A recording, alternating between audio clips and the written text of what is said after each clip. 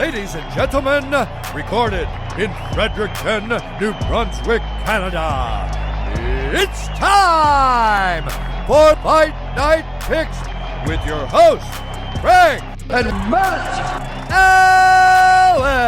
And just like that, we're back and we're getting set for UFC 284 coming at you from Perth, Western Australia. The first time the UFC's gone back to Australia since UFC 243 back in Melbourne at the Marvel Stadium. You had Whitaker versus Adesanya, and the first card back in Perth since UFC 221. That was when Yoel Romero gave Luke Rockhold the smoochy An intimate moment in the cage. A very intimate moment if we've ever seen one. As always, one half your host, Craig Allen. Twitter and Instagram at Craig Allen FNP. With me to my left, to your right, Raptors super fan. I really am. Matt Allen, respective socials at Matt Allen FNP and Matt Allen FNP. Last weekend, UFC Fight Night Spivak versus Lewis. We hit that one on the head. It was a big time night there, big time results, and we're looking to parlay that forward with this card. 13 total fights on the card, 2 title fights up at the top. Alexander Volkanovski taking on Islam Makhachev. Number 1 pound for pound, Volkanovski. Number 2 pound for pound, Makhachev. These are big time numbers. This is Islam Makhachev's first title defense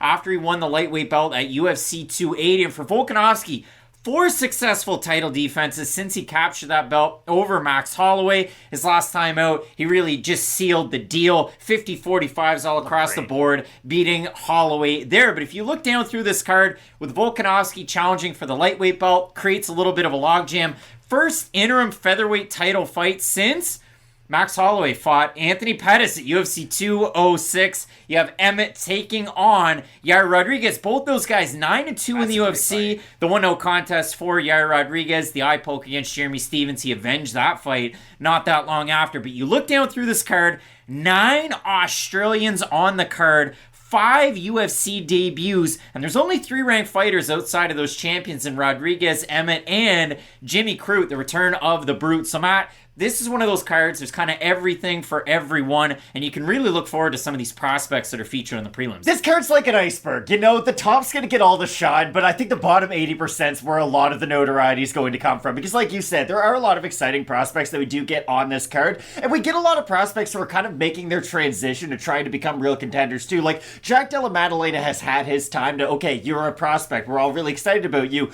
If you're fighting Randy Brown, though, like, that is a very difficult fight and a huge step up in competition. That's a very fun fight, and I just think that co-main event is so much fun between Yair Rodriguez and Josh Emmett. Does it really have to be for a title? Not really. I do like that they are giving it at least a 5-round atmosphere, because that's going to be an incredible fight between those guys. We've seen them both tested against many of the fighters in the top 15 at this point, but they both have such unique skill sets that I'm very curious to see how they're going to look when they're tested against each other. Yeah, and you do look at this. I mean, Josh Emmett, his last time out against Calvin Kattar, did he win? Didn't he win? Really close fight. It was a fight of the night. Yair Rodriguez had a good outing against Brian Ortega, and then the shoulder injury kind of took away. So both of these guys get to really settle the score for gold. You know it with Fight Night Picks. So we're going to throw it on over to the Fight of the Night screen. 13 total fights. You're not wrong until Saturday night. Let us know who you have in the Fight of the Night screen. Let us know down below in the comment section who you've got. It's time for the Fight of the Night with Fight Night Picks. So we just referenced how fun it could be. Yair Rodriguez taking on Josh Emmett. Josh Emmett in a Fight of the Night his last time out against Calvin Kattar. For Yair Rodriguez,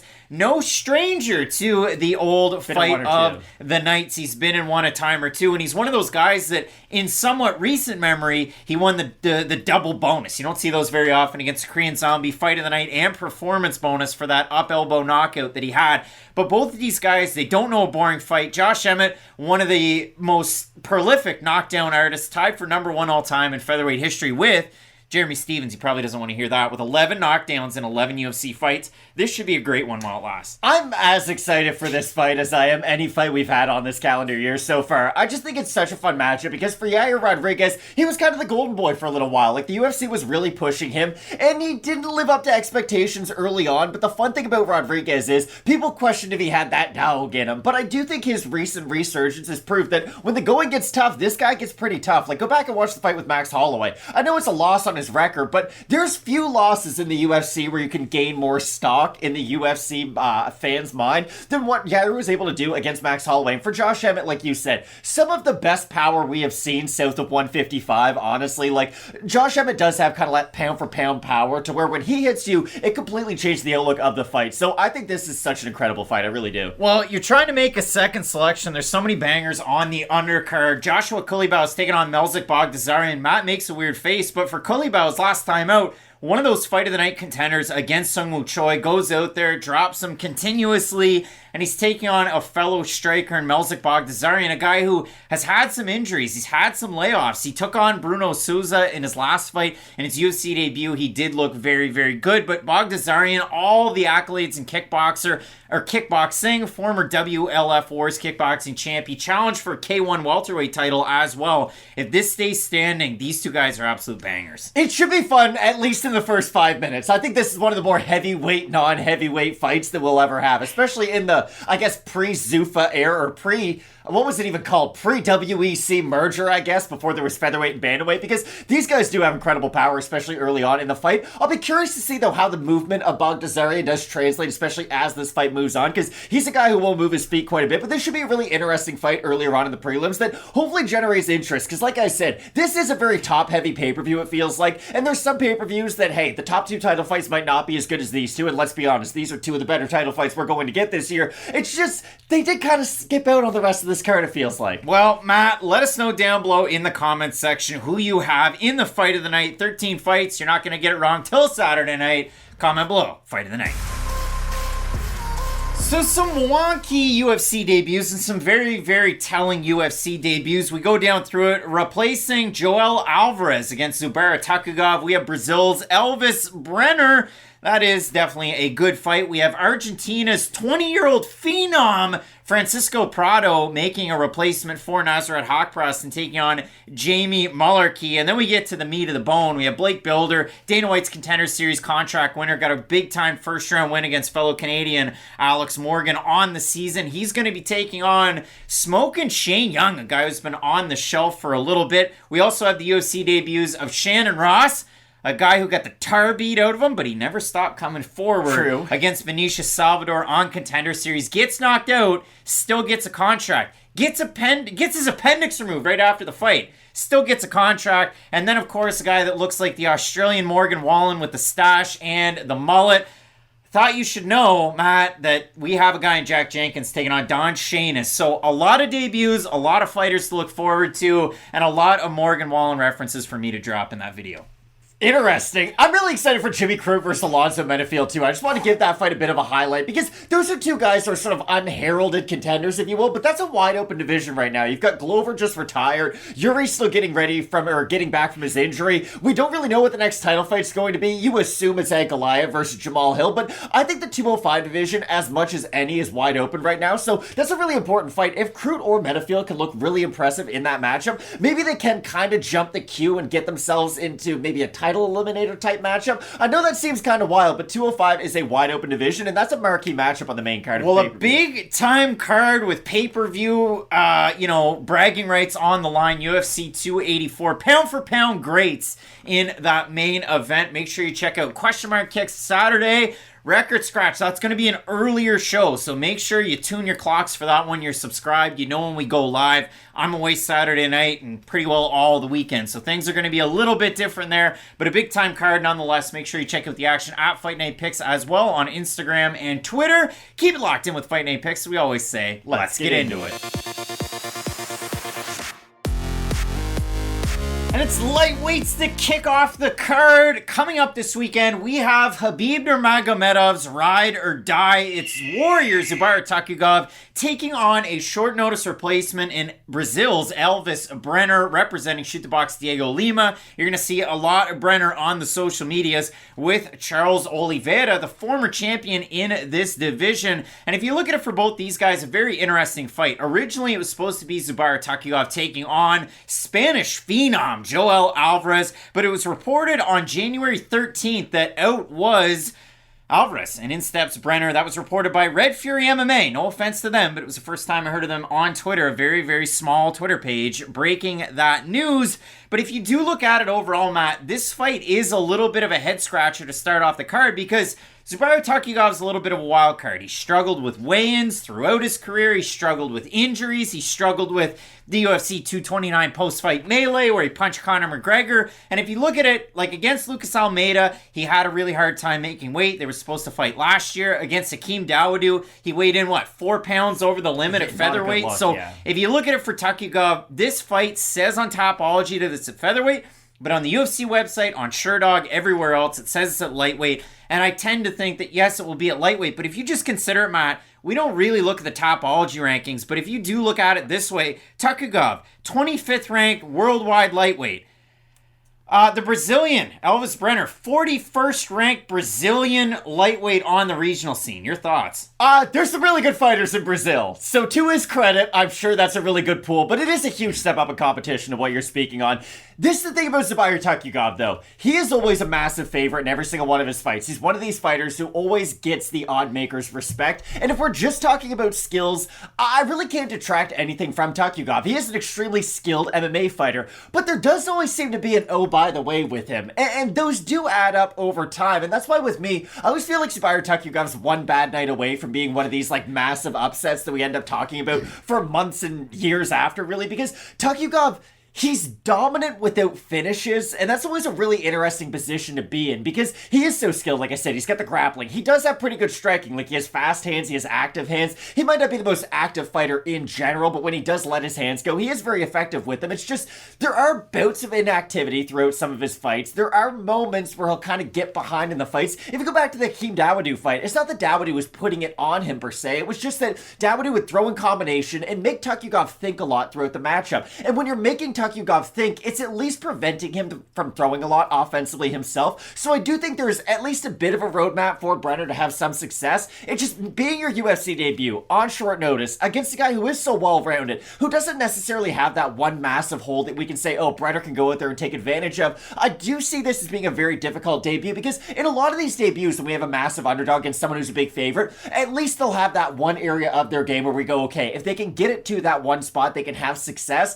I'm not really sure where Brenner can keep this fight for prolonged periods of time to where he can go out there and win rounds. Well, and that's the scary thing about it. You look at our graphic, and I was a little cheeky with it, but I put the style at the bottom. And of course, it's Brenner's UFC debut. And I put Muay Thai, and you might go, well, Craig, he's got 13 wins, 11 of them are by submission. Why would you put Muay Thai as a style?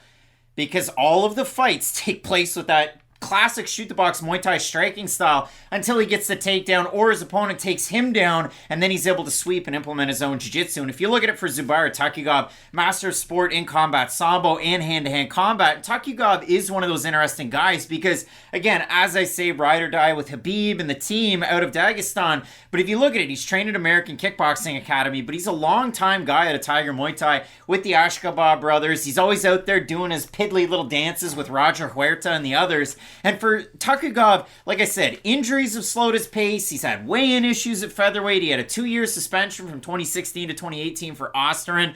Don't take those PEDs, pals. And if you look at it for Brenner, though, I mean, again, you see the pictures that he has out there with Charles Oliveira. You go down through some of the fights.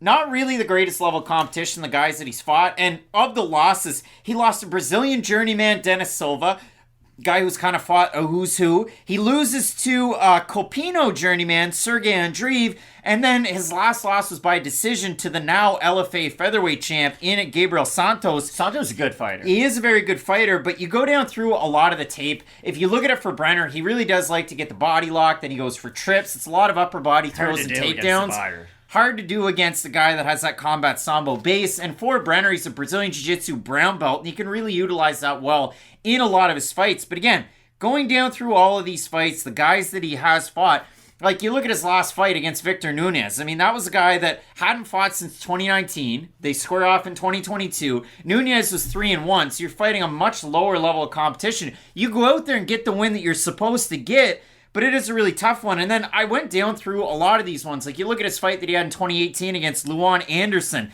He gets nearly finished in some of these fights. Like, there could have been a 10-8 round out there. This is kind of how I look at fighters on the regional level making their way to the UFC. Like what you said, there are some guys who, hey, you're supposed to beat them, so go out there and win in impressive fashion or by finish. A lot of these guys' resumes are kind of like college basketball teams getting ready for March Madness, though. Like, yes, the wins and the losses are important and you have to look at them, but you really have to dissect their level of competition, too. And that's why there's these, like, big rankings committees that then throw all these teams together. It is really difficult to get a real good sense as to how good these prospects are until you do see them a few times against that really upper echelon levels of competition. I just think for Brenner, this is a real big step too far in his debut. It really is tough, and he seems to get hit by just about every left hand that comes to him in a lot of these fights on the regional scene. So the odds in this one, Tukhugov is a massive favorite, open -500, -505 right now. Brenner open +375, +370. We have a look on Topology for the votes. Surprise to us there to you. I'm going to say over under 85% Tukhugov. He is a big favorite. Probably over, yeah. Probably over. It is over. 613 total votes, 96% Tukhugov, 73% by decision. I know we've set it up in such a way. We usually try and give both guys an avenue to win. For Brenner, obviously his jiu-jitsu and MMA is very good. To me, he's not necessarily to the same level as like even Ricardo Ramos, which is Tukhugov's last fight. So for Tukhugov, first fight in a meaningful period of time, over a year since he took on Ramos. Now he's forced to move up to 155. I do have Tukhugov in this one. I think he's a more active striker, and I think he can kind of dictate where this fight will take place with decent takedown defense. We saw him against Lerone Murphy have that draw and struggle in some of those in-betweens, so maybe Brenner's able to capitalize on the game plan that Murphy's thrown out there. But I do like Tukhugov in the matchup. I also like Tukhugov in the matchup. Again, he is so well-rounded. It's really hard to figure out, okay, where's the one area he is going to struggle with a lot? Because even in the grappling, I think he can hold his own and scramble quite a bit. And I think that'll be important because if you do get into a set position with a guy like Brenner, that's when he can kind of get a feel, really adjust some of his submissions, and then try to get a hold of them. I still think he's going to get that opportunity against Tukhugov. But this is a big step up in competition and a huge opportunity for Brenner. And like I said with Yair Rodriguez against Max Holloway, how he looked really good in a loss, maybe Brenner could have a similar performance that way. Both of us going with the man who hit Conor McGregor with a right hook and was pulled from a co-main event slot in Moncton, New Brunswick, Canada. It's Warrior Zubaira Tukhugov to get the win. A big-time card headlined by the top 2 pound-for-pound fighters in the main event. You're not going to want to miss. Keep it locked in with Fight Night Picks, we always say. Let's get into it.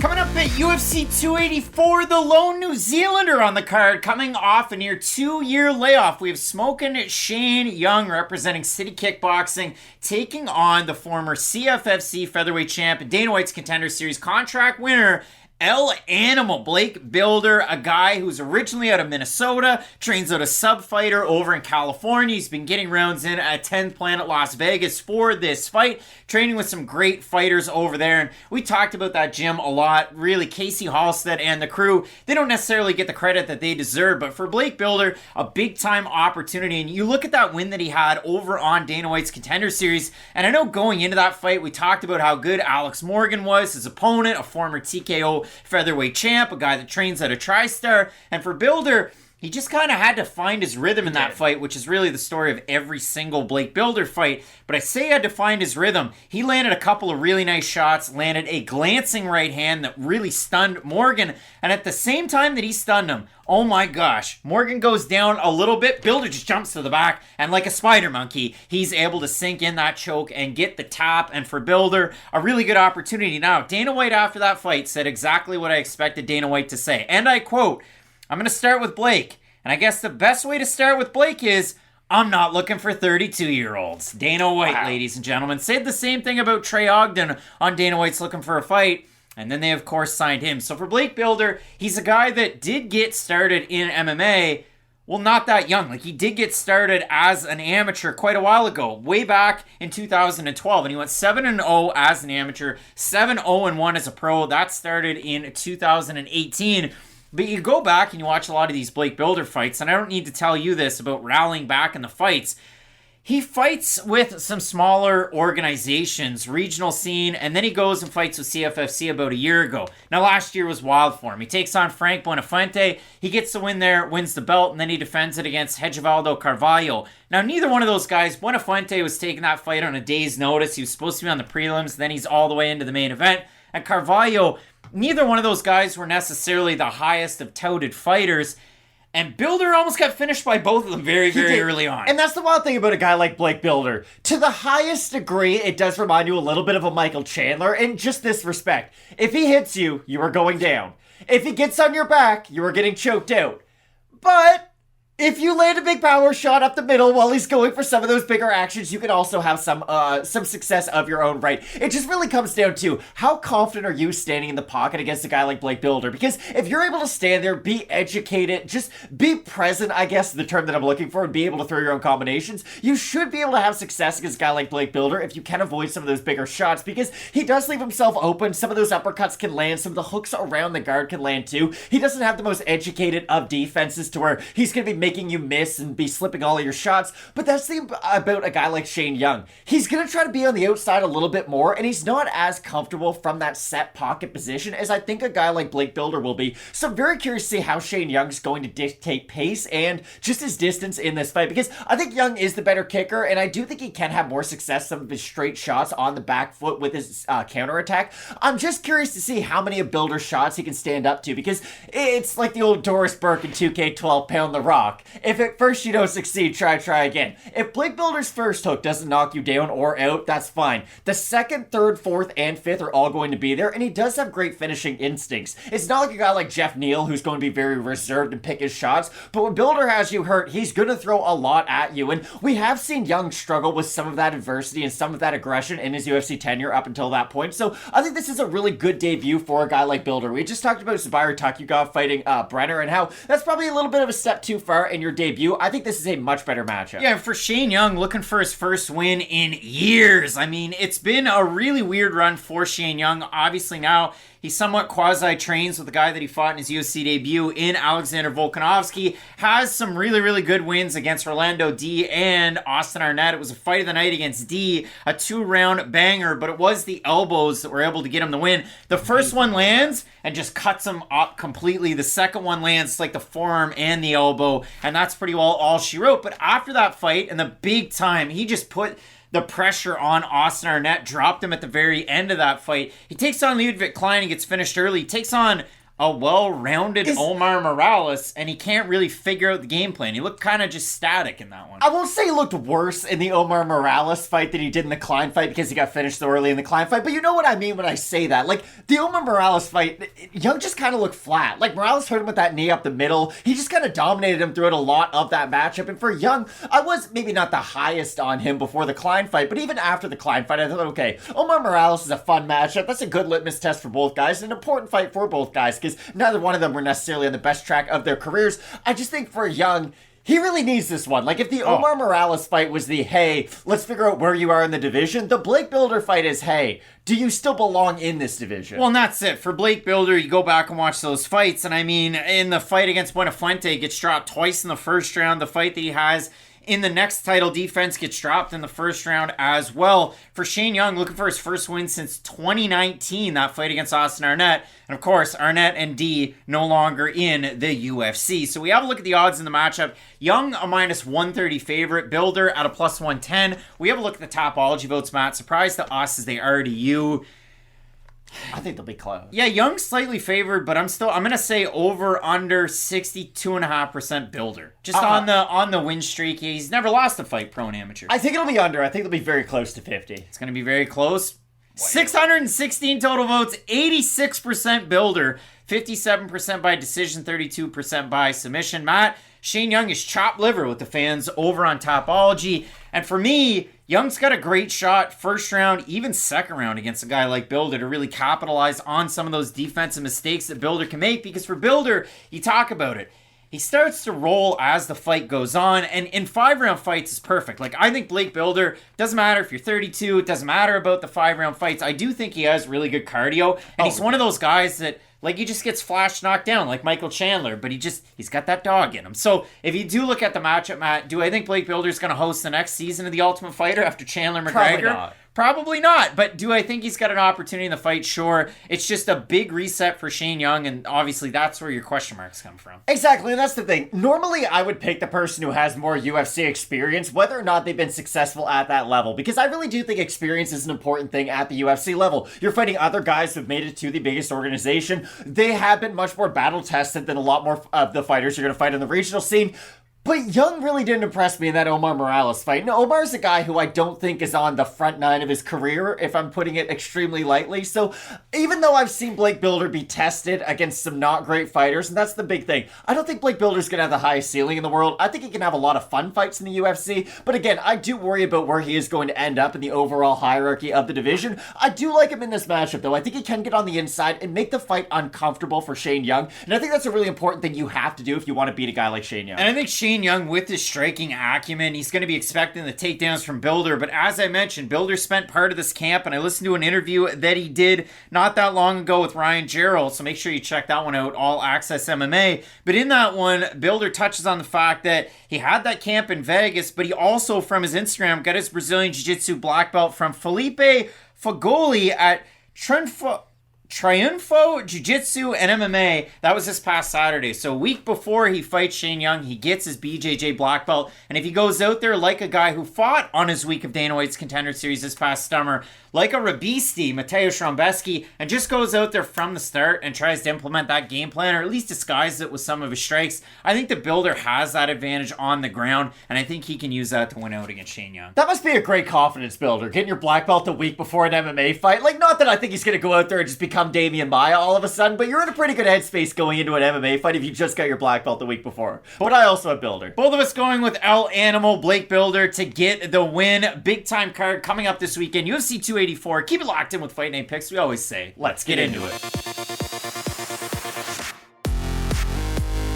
In a matchup at strawweight coming up this weekend, the most successful graduate of John Nutt's Full Metal Dojo, we have Loma Lookboonmee taking on military college graduate Elise Reed, the former CFFC champ. And for Elise Reed, I mean, she was really able to just hit the ground running from her amateur career to the pros and just had quick success. Beat really good fighters on the regional scene. Had a title fight against Jasmine Jasdavicius. They're both in the UFC now. Had a title fight against Hillary Rose, who was featured on Dana White's Contender Series and fought a decent level of competition. So over there with CFFC, you look at the other fight that she had. She fought Jillian DeCourcy, who's kind of the hotness over with Invicta right now. And of course, the pro debut, Bellator 231 against bubblegum star Rebecca Brigman, aka Orion Star. But Matt, for Elise Reed in the UFC, short notice debut against one Sijara Eubanks. And this is where I have to cut in. No, I told everybody who would listen that was a tough matchup for her. This is when Matt gets to pat himself on the back. People were like, hey, Elise Reed's the hotness. And I said, no. There's an older lady in the division named Sijara Eubanks who can grapple with the best of them. And she looked really good in that performance, but that was a weird matchup. Like, that's what we speak about, just people making their debuts in the UFC. Not that Sijara Eubanks is the greatest fighter of all time, but that was a big step up in competition for Elise Reed. It was a bridge too soon, and it was really short notice. So then Reed goes out, enemy territory, fights in the UK against Corey McKenna, beats her by split decision. Weird the fact that a judge gave 2 rounds to McKenna. She loses to Sam Hughes, then her last time out beats Melissa Martinez. Matt, I have this to say about Elise Reed. She's a black belt in Taekwondo. She owns Kickside Martial Arts, owned a gym at 25. That's very, very impressive. In Princeton, New Jersey, of all places. Fancy stuff right there. But for Elise Reed, Matt, as good as she is at defending takedowns in certain fights and as good as she is at distance keeping things standing, I have no idea what she's going to do from fight to fight, and I have no idea how she matches up stylistically with the women that are outside of the top 15. We talk about this sometimes in like baseball, about how small market teams have to find the small margins in which they can take advantage of to then go out and win games, because they don't have the resources that some of these other bigger teams have to just go out and get really good players. Elise Reed in this matchup has to play the margins, and this is why.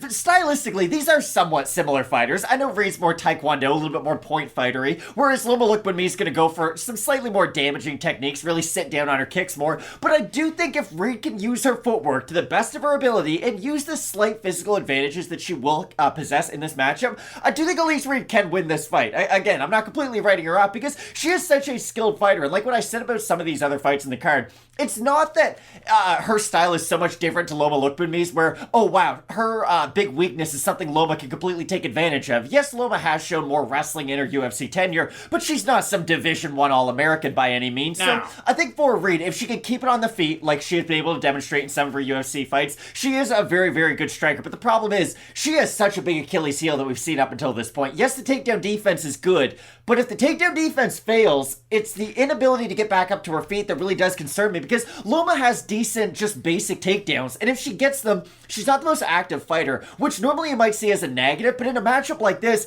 I kind of think Loma could just stay in full guard, stay in half guard, be the heavier fighter on top, and win rounds that way. And I know that's a weird thing to say coming from a Muay Thai fighter. Well, and if you look at it for Reed, her last time out, she takes on the former Combate strawweight champ, the undefeated fighter, Melissa Martinez. I thought Martinez had a decided advantage on the feet, and Martinez looked like a shell of what I saw on the Mexican scene. And if you look at it for Konklak Sufisara, a.k.a. Loma Lookboonmee, she grew up in a Muay Thai gym. She's a very, very decorated striker. And if you look at the loss that she had outside of the UFC with Full Metal Dojo, she gets taken down in one of the worst armbars you're going to find out there. But in the UFC, debut against Angela Hill, that was a bridge too far. She got outstruck in that one. But then she beat some decent fighters. She beat Shin Fry and looked great in the first round, rallied through that fight, beat Sam Hughes, so MMA Mass says that Loma's going to beat Elise Reed. And then you look at it, she loses to Lupe Godinez, the bigger fighter who was able to out-wrestle her. But her last time out, back in the fall, Loma Lookboonmee completely out-grappled D. Gomes, and I didn't see that happening in that fight. I thought if they're going to strike, Loma's got a big advantage. Loma's added to this wrestling grappling, and the big thing for her is the switch from Tiger Muay Thai or, Lookboonmee Muay Thai gym with her parents to following the Hickman brothers to Bangtao, getting to train with Zhang Wei Li, and really continuing to progress in her MMA skills. And I love to see that for a young fighter like that. I do too, but I will say though, Loma did get in some sticky situations in that last fight. I know she was good when she got in top position, but when she had to defend some submission, she would just give up that top position trying to roll out of things, and that does concern me moving forward. I do agree with you. I like that she is adding more elements to her game. I just don't know if those elements at this point have been brought up to speed to where her striking is, because I do think that there were some skills shown in her last fight that some future opponents could take advantage of. Like, I'm trying to think, Sam Hughes isn't a great example, but even think about Corey McKenna, because she's looked better as of late. Like, her submissions are at the level to where if she could get Lookboonmee down, you would think, okay, maybe she could continue to threaten and just stay in that top position from that. That's the only thing about Lookboonmee's grappling that does concern me. Yeah, if you want to go by the numbers, negative strike differential for Elise Reed, and for Lookboonmee over Reed, 4.21 strikes landed per minute to 2.77 for Reed. So Lookboonmee, the more offensive fighter with her output. We have a look at the odds. Lookboonmee is a pretty big favorite in the matchup. She's almost a 3-1 favorite. We have a look at the Tapology votes. Surprised to us as they are to you. I think the fans are going to go along with the favorite in the matchup in Lookboonmee, so I'm going to say over under 80% Lookboonmee. I think they'll be under. I think they're going to be under in this one. They're over 671 total votes, 88% Lookboonmee, 91% by decision, 12% for Reed, with 77% of the Reed voters going with her to win by decision.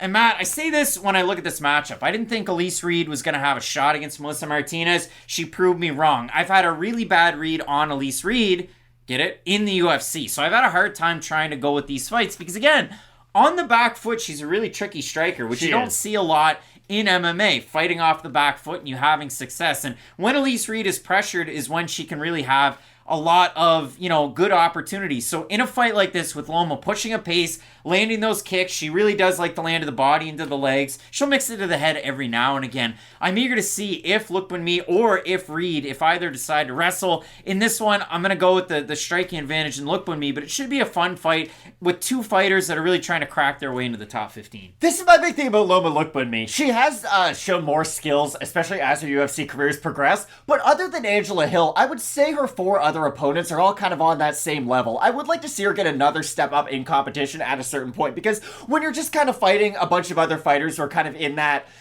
debut level, let's just call it, or in around that part where you're just a 500 fighter, we're not really learning that much about you fight in and fight out. It would be nice to see Lookboonmee get another step up in competition if she is able to beat Reed, but I agree with you. I've also got Loma. Both of us going with Lookboonmee to get the win. Can Elise Reed shock the world? Let us know down below in the comments section who you have. UFC 284 headline by Makhachev versus Volkanovski. You're not going to want to miss. Keep it locked in with Fight Night Picks. We always say, let's get into it.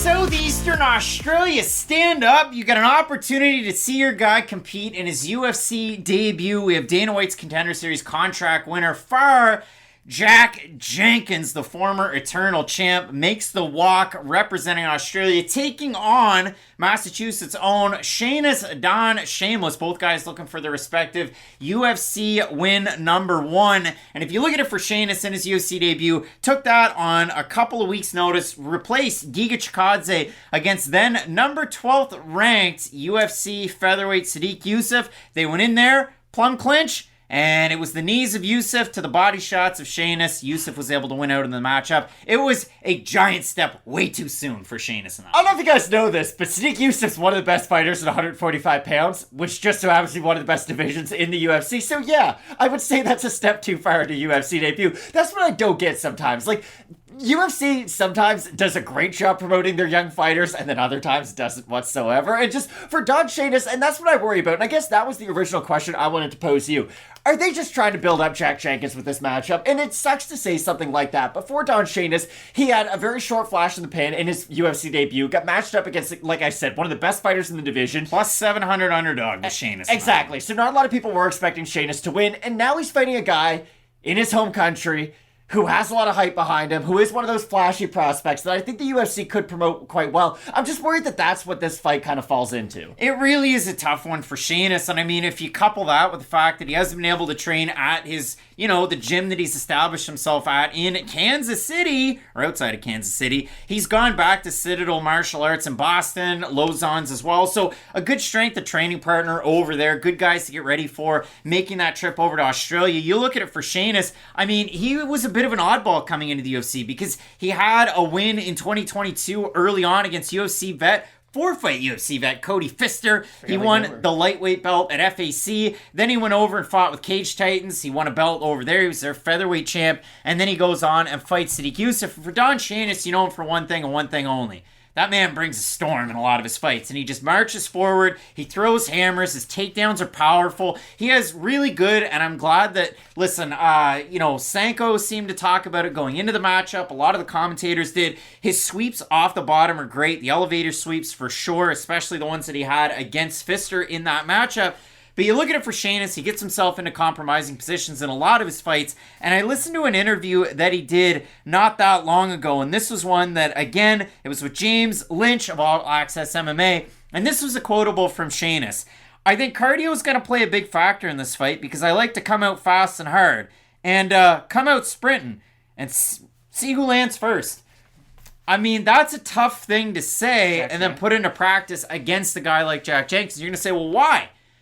Jack Jenkins in some of his fights decides to go out pretty hard, but in the majority of his fights, he goes out there and takes a really slow approach to it, and it's not a bad slow. He's got great combinations. He lands the body into the head. He's got a really good leg kick. It's just the fact that Jenkins is a very refined, cerebral type of fighter in a lot of these fights, and oh, by the way, he usually has a wrestling advantage in most of his fights as well. And that's what I worry about with Shainis. Like you had mentioned, the over-aggressiveness is a positive against some guys. It really overwhelms them early in fights. But like what we saw in the Sodiq Yusuff fight, sometimes just jump into the fire that much faster than you originally have to. And I will be curious to see who goes for the first takedown attempt, because I think Jenkins has the advantage in the wrestling, but Shainis is in that weird boxing to wrestling range to where, hey, it is available. If he does find himself crashing into a lot of these engagements, he might find himself in more of a wrestling match than he had even decided. That's the thing about Jenkins, and I'm happy you brought it up. It can be a slow start sometimes, but it is more of a patient approach, I think, because once he is able to find his openings and land with his combinations, he's a pretty difficult fighter to deal with, and at 29, it is an interesting age for making your UFC debut because, especially at featherweight, not old for the division, I'm not saying by any means, but you are going to have to start fighting some pretty good fighters pretty early on in your career if you do want to rise up through the ranks fast, because like we just said, like, Sodiq Yusuff is out there, and I feel like people completely forget about him all the time, but he's one of the better fighters in this division. There's like 20 guys outside of the rankings who could all probably have a really competitive fight with a guy like Yusuff, so I just think the featherweight division is as deep as any, so if Jenkins does want to become that kind of the next top-tier Australian prospect, he has to get off to a fast start. And I mean, for Jenkins, really good friend of Jimmy Crute. If you go to Crute's Instagram, he's wearing the Far Jenkins shirts. He's really trying to boost them up, and he's been talking about him for a really long time. I was reading an article that the All-Star MMA did on Jenkins with some nice quotables from Crute. But if you look at Jenkins, I mean, 8 of his 10 wins are by finish. He's got a varied amount of finish. It's not like all of them are by submission. And the other nice thing that you do like to see out of it in totality is the fact that he's won 7 fights in a row, and out of his 2 losses, one of them they rematched, and in that fight he was able to go out there and get the finish win. He was a big favorite on Contender Series of -330 against Freddie Emiliano Linares, but in that one he was able to just grind him right out. Going back and watching his fights with Eternal, he was able to go out there, wear on his opponents, really utilize a great boxing exchange. And you hate to compare prospects from similar countries, but there's a lot of similarities and familiarities between a guy like Jenkins, who's representing Victoria, to a guy like Perth's own Jack Della Maddalena in their boxing, in their well-roundedness. We haven't really seen Della deluge into his offensive wrestling in the UFC, but I do expect to see a little bit of it out of Jenkins.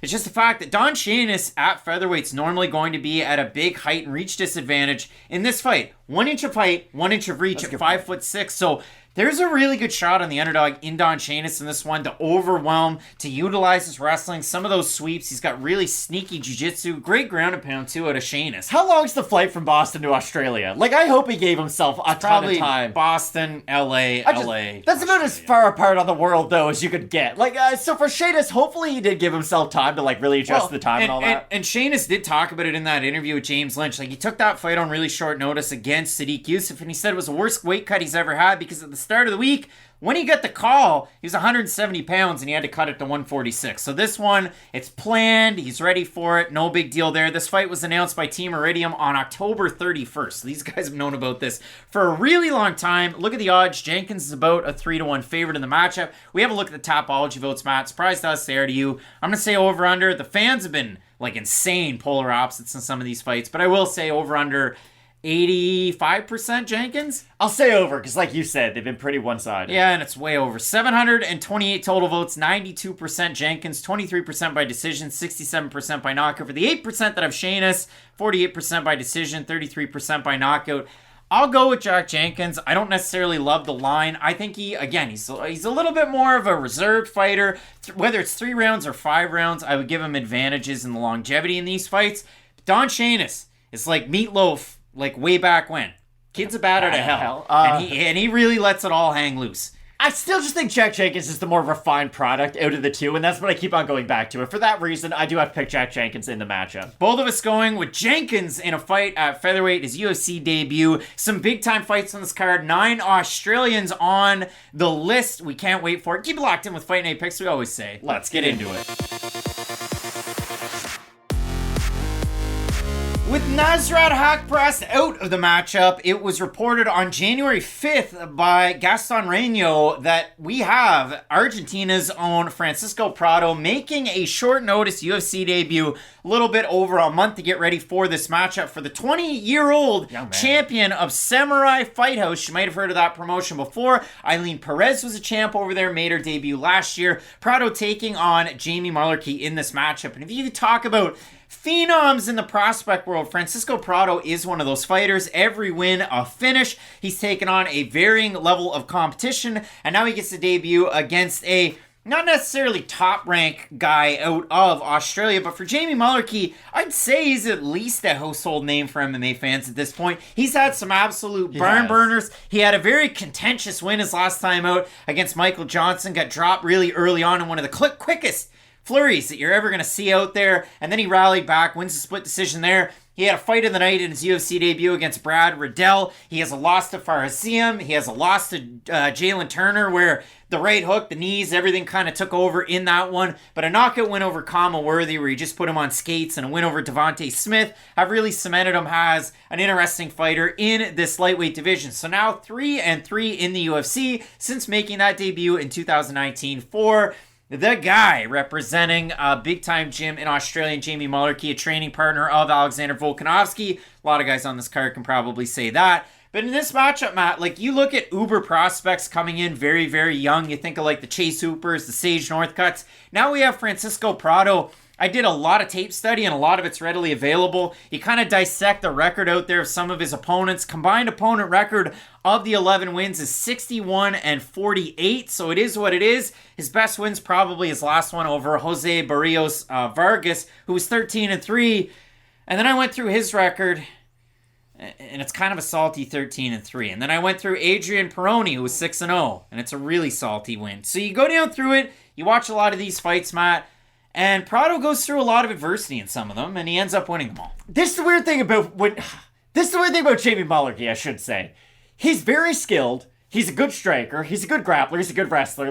He doesn't really have one glaring weakness in his game, except for the intangibles. He's not the fastest guy on the outside. He is a little bit stiff when he throws, and that's going to be the really interesting thing. If Prado can get on the inside, like we have seen some fighters do, and really utilize his boxing, I really do think he can make life hell for Jamie Mullarkey, just because Mullarkey and the style with which he strikes is a lot of straight punches. He hasn't really perfected what I've now just coined the Brian Ortega zone, where it's, hey, my arms are too long for me to punch you. I don't really know what to do when you're close. I'm going to get elbows. If Jimmy Mullarkey had some of those attacks that were a little bit more up the middle, I think it would have good synergy with the rest of his game, because he has a lot to deal with when he does get momentum with some of his own strikes. Like I said, he's a little wonky, but he has deceiving power. Like, you wouldn't look at Jamie Mullarkey and think, wow, this guy has like decent power from the outside. But when he is able to land clean shots, he does have good effects on his opponents. So I will be curious to see how Prado deals with a lot of that adversity, because that's what I keep on going back to. Prado's probably the more, the flashier out of these two. I guess it doesn't take much to be flashier than Jamie Mullarkey.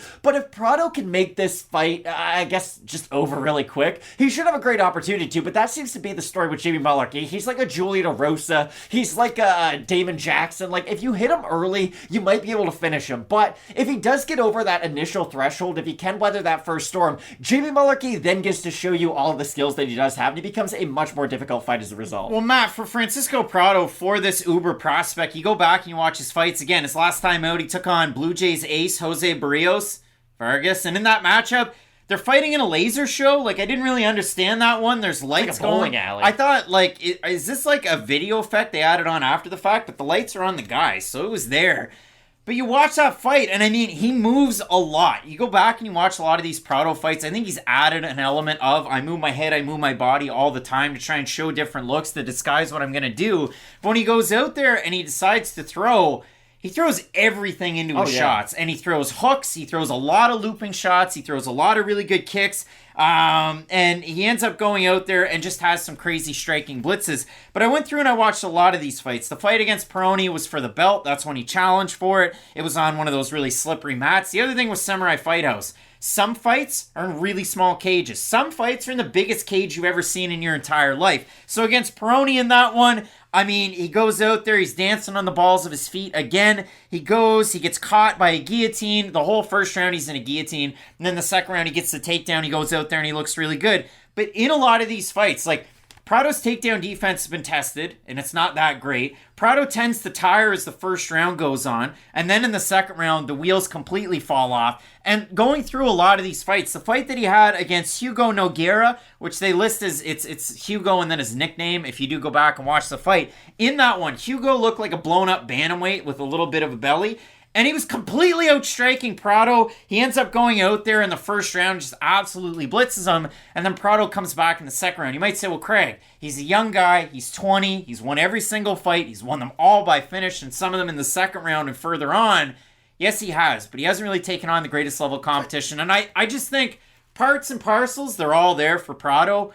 I think this is way too big of a matchup for him against Mullarkey. It might be, but I think we're discrediting Prado a little bit too much, if I'm being honest. Every fight with Jamie Mullarkey he gets finished early, or at least gets clipped and hurt early, or he's able to weather that storm and look really good in round 2, round 3. Prado's going to bring that exact game plan that we've seen so many other opponents bring into the cage with Mullarkey before, and Mullarkey does lose some of those fights that we've seen. It's like when we talked about Rinat Fakhretdinov when he fought Brian Battle. We said he was a bad striker. He would out-drop Brian Battle every single time he touched him. I think with Prado, with his youth and with some of the intangibles he does have, with some of the X factors he's had outside the ring, I don't think that we can say, oh, Prado, this is a step too far. Just because with Mullarkey, it's been a lot of close fights. He does get hurt in a lot of these fights too, and if Prado hurts him him early, he could definitely get the finish. I just think with Mullarkey, he has to be able to weather that early storm, and sometimes he can do that, even though he does seem to get hurt quite a bit in these fights, and other times he's not able to, and he gets finished quite early. I'm just going to be really curious to see where Mullarkey is in his career, because Mullarkey is kind of one of those fringe, like 25 to 20 guys. I'd say he's not necessarily close to the top 15, but he's going to offer a difficult fight to pretty much anybody. Well, we'll see if Prado can go out there. He loves to utilize those typical freestyle wrestling takedowns. He'll go double, and then he'll switch over to a single. Has a lot of success there. Takedown defense isn't great from Prado, but he has some good sweeps, but he can also get held in position for quite a bit in his fight. So we'll see how that translates against a primary striker in Jamie Mullarkey, a guy who can switch it up every now and again. The odds do favor Jamie Mullarkey in the matchup, about a minus 250 favorite. We have a look at the Topology mats. Vote, surprise us there to you. I have no idea where these are going to be because, again, Prado, 11-0, all finishes. He's only 20 years old.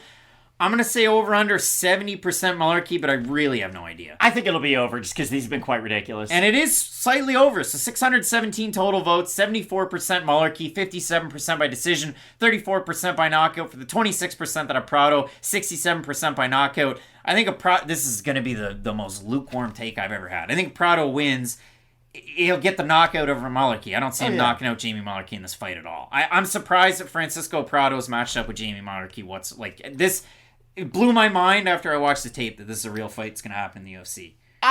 This is where I zag a little bit. I just think with Mullarkey, he is that slow starter, and we've seen him get cracked so many times. So when your opponent matches that exact archetype of a fighter who can take advantage of it, I could see him winning and winning early by stoppage. I really could with Prado. I think he does have the decided hand speed advantage if he is able to get on the inside. I worry about him eating those shots on his way in, and I do worry about what he's going to look like after the first round. So for those reasons, I do have Mullarkey, but I've just seen Mullarkey get off to those weird wonky starts where he doesn't look great, he's not throwing as much volume as you'd like, and he eats a lot of big shots. So I think there is a world where Prado can go out there and get the finish, but I do have Mullarkey. Both of us going with New South Wales' own Jamie Mullarkey to get the win in this lightweight division. Title fight up at the top of this card in the division between Makhachev and Alexander Volkanovski. You're not going to want to miss it. Keep it locked in with Fight Name Picks. We always say, let's get into it.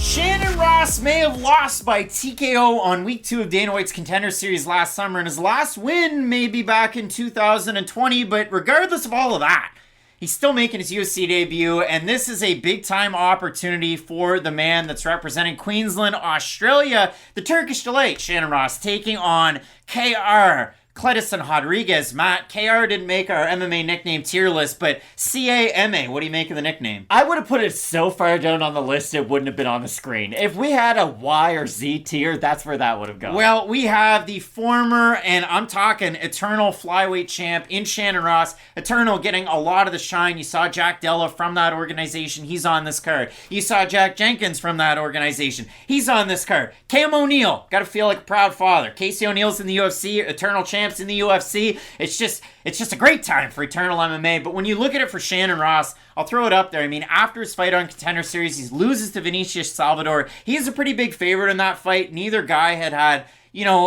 Ross hadn't fought in a while, but Salvador hadn't taken on a good level of competition, so you didn't know what you were going to see. Ross got dropped 3 times in that. He got hit by a lot of hooks. He kept coming for more until he got knocked down for the 3rd time in the 2nd round. But for Ross, you know the toughness. The wrestling's there. His boxing's quite good. His durability's obviously a little bit of a question mark. He is 13-6. He's 33, and he is a former or maybe current mechanic.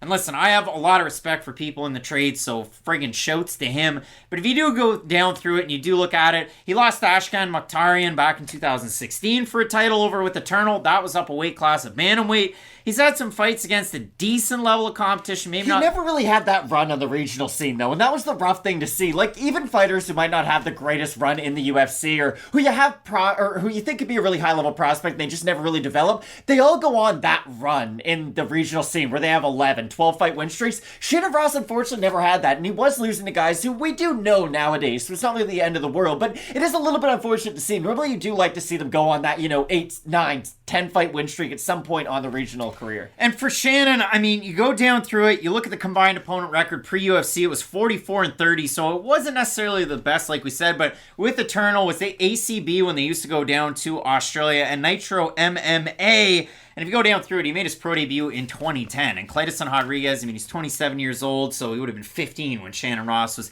kicking off his MMA career. Rodrigues, though, he trains at a Team Nogueira. Like those Nogueira brothers down in Brazil. And if you look at it for Rodrigues, he was also featured on Dana White's Contender Series. It was the season in 2021. Got a win over former regional champ in the States, Santo Curatolo. So he looked really good in that fight. Like really, really good. And then he took on CJ Vergara last year. He lost that fight by split decision.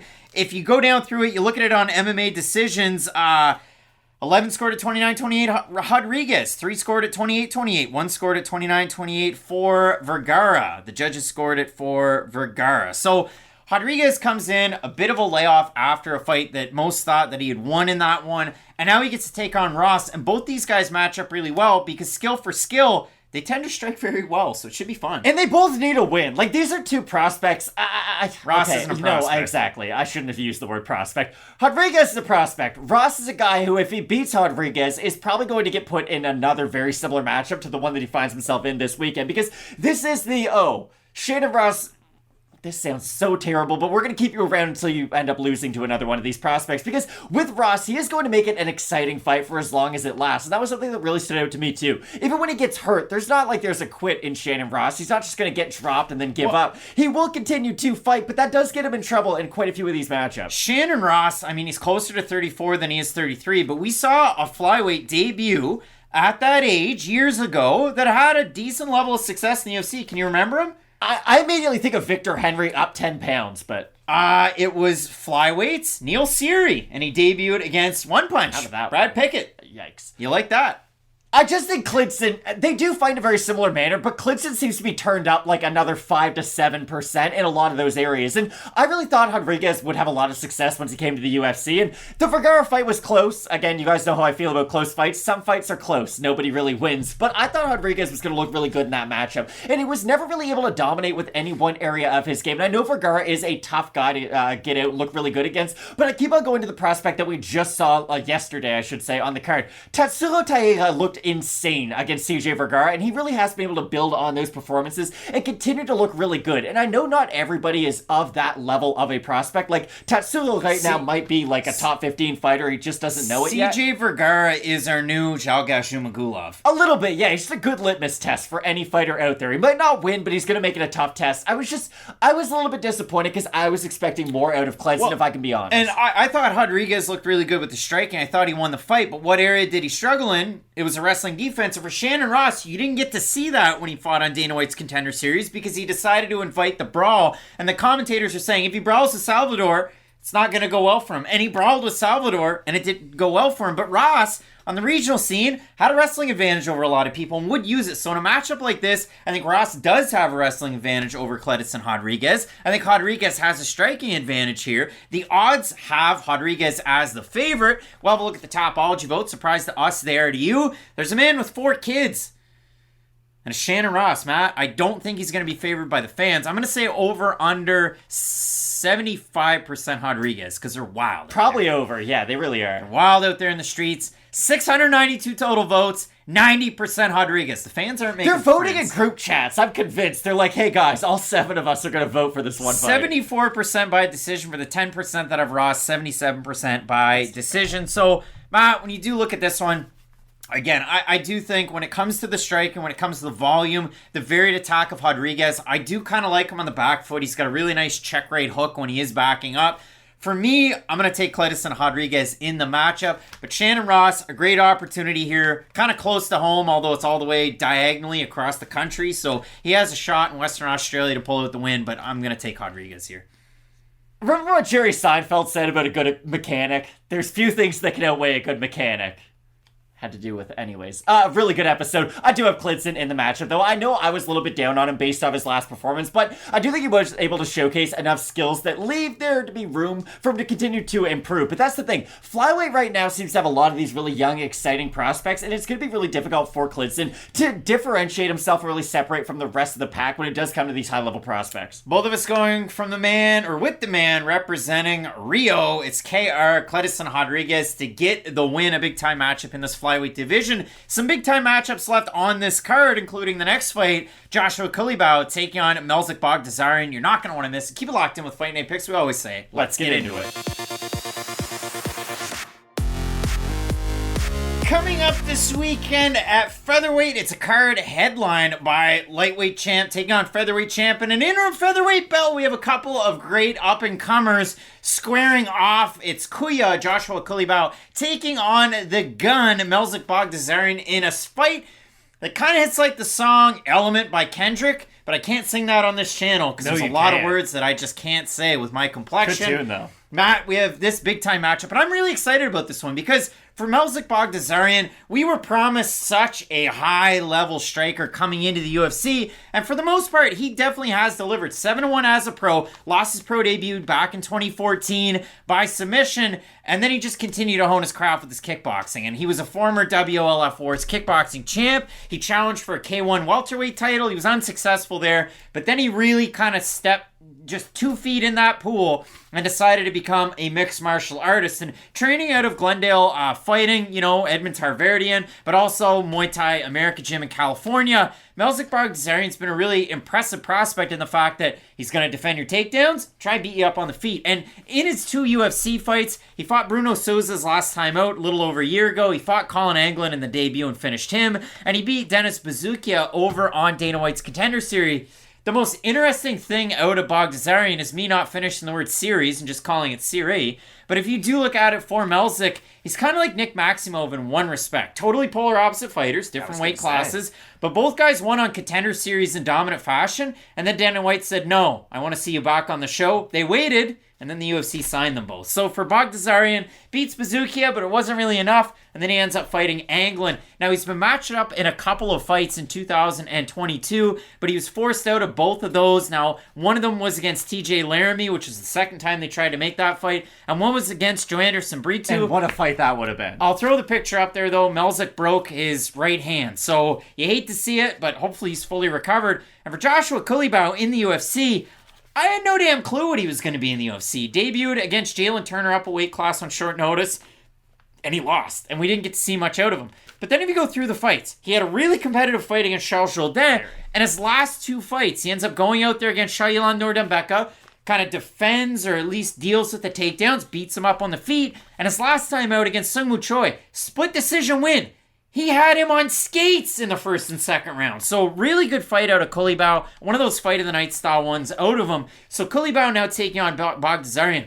I don't know if he's going to have some of those striking advantages that we've seen in some of these fights. Exactly. But hey, I mean, both guys should meet in the center of the octagon, and Culibao is not this kind of world championship level wrestler, so I don't really expect that to be a part of his game plan against Baghdasaryan. He does have good MMA wrestling, though, I will say. Like, Culibao, it has surprised me on a couple of occasions. Even in the Joel Dan fight where he mixed it in a little bit, that was nice to see. Yeah, he hasn't been credited with a takedown in the UFC, but the defensive chops are there and the scrambles are there, too. And that's what I mean. For Culibao, I do think he does have the advantage in the grappling in this matchup, although I don't think that's an area of either guy's game. We will see. What I do think we'll see, though, is trips from Baghdasaryan if this does end up in the clinch. He does like to use those just to offset the balance of his opponent to then open up some of his own strikes, and that's just a really unique tactic that not a lot of fighters do use. Zabit was someone who would use that way back in the day. Again, one of the great what-ifs the MMA world has ever had, but Culibao's the much more damaging fighter with his hands when he is able to land those boxing combinations, because he is a pretty heavy-handed fighter when he is able to get there. But the problem is, Culibao, I don't like how he closes distance in a lot of these situations. Again, Marvin Vittori's the guy whose name gets brought up probably once every 2 or 3 weeks. It's just a guy who really learned how to be effective with his style of striking, with his style of grappling, and how to flush those two together and really fuse them. With Culibao, he does have the striking, he just doesn't really have the footwork to get him into his best position, and I think the footwork's going to be the most important part of this fight, because Baghdasaryan's not the kickboxer of a guy like Alex Pereira, who's going to march you down primarily with his hands, and then use his kicks as kind of the accoutrement, if you will, to some of his combinations. Baghdasaryan's going to stay on the back foot a little bit more and use his movement a bit to then set up some of his counter shots. So we'll be interested to see what Baghdasaryan does if he does get touched up early in the fight. Will he then allow himself to still stay on the back foot, or will he be the one really trying to push the fight and land some of those knees up the middle? Because if he can land the knees up the middle, and if Culibao can land some of those hooks around the sides, that's going to make for a very entertaining fight. And you saw those hooks out of Culibao, but the thing with his footwork, I think it's coming along. He's a former Hex fighting champion at featherweight going back to 2017, but out of Culibao, he does have some of those like load ups like a Darren Till, and he will throw, again, really good hooks. The thing that I like out of Culibao, he will switch stances quite a bit, but it's not to a detriment. It's not like forced movement. It really does open up the plethora of his boxing, and he'll go to the head, he'll go to the body, he'll mix things in. You saw that against Choi, you saw that in his win beforehand, you saw that against Charles Jourdain, a fight that most people actually thought Culibao would win that one, even though it went to a split draw. For Melsik, I mean, you go down through it, like he's fought a level of competition outside of the UFC, wasn't necessarily the best. He was 9-2 in kickboxing, 3-0 in boxing, but it really is tough to say. I mean, the wins that he had kind of when he went back into MMA, 14-second knockout, 32-second knockout, 9-second knockout, 7-second knockout, all in the first round. Combined opponent record of those 4 guys was 7-8. So not a good level of competition. In the UFC, Anglin kind of fizzled out and struggled on the regional scene afterwards. And his last time out against Bruno Souza, the former LFA featherweight champ, it's kind of a stinker of a fight. Like, if you get 3 straight fights, if you win 3 straight fights via, like, 10-second knockout, do you just think you're the greatest fighter ever after that 3rd one? Like, you're just sitting in the locker room like, oh my goodness. I have the Midas touch. Yeah, like, what am I capable of?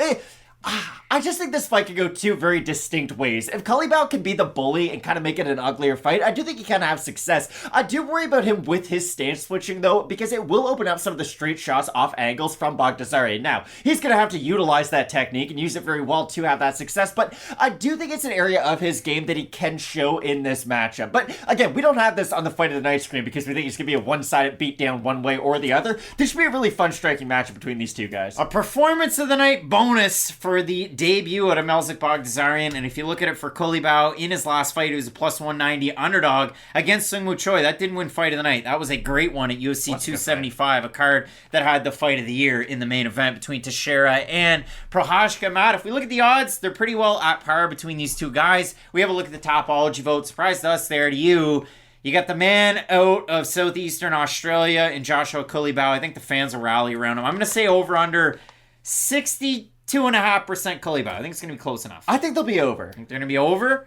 Look at that. 725 total votes. 58% Baghdasaryan, 74% by decision. For the 42% that have Culibao, 81% by decision. I'm a Seungwoo Choi fan. You drop him 3 times, you got my attention. Now, he had my attention before. Now, Mike Trizano did that, had my attention. UFC cut him. So, listen, just weird decisions. We like 10-10 fighters, 12-12 fighters. Keep that fat trimmed off. But when I look at a matchup like this, Culibao's striking continues to evolve, and he's really impressed me in the UFC.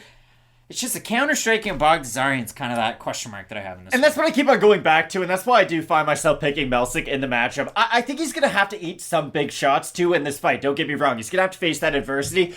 I just think he's going to be a half step ahead when it does come to some of the movement and some of the counter-striking on the outside. Now, again, if you are going to have that counter-striking mindset, you're going to have to avoid big shots. You're going to have to land your own big shots as a response. But I do think Melsik ever so slightly has that advantage on the feet, and I do believe that's primarily where this fight's going to be contested, and for that reason I've got Melsik. Yeah, and I think Baghdasaryan off the back foot, moving side to side laterally, I think he has an advantage in this fight. He's a more precise striker to these 2 guys, but Culibao, if I've seen anything, again, he's continued to impress me. It sucks that I can't, or I'm not picking him to win this fight, but I think this is going to be an absolutely amazing one.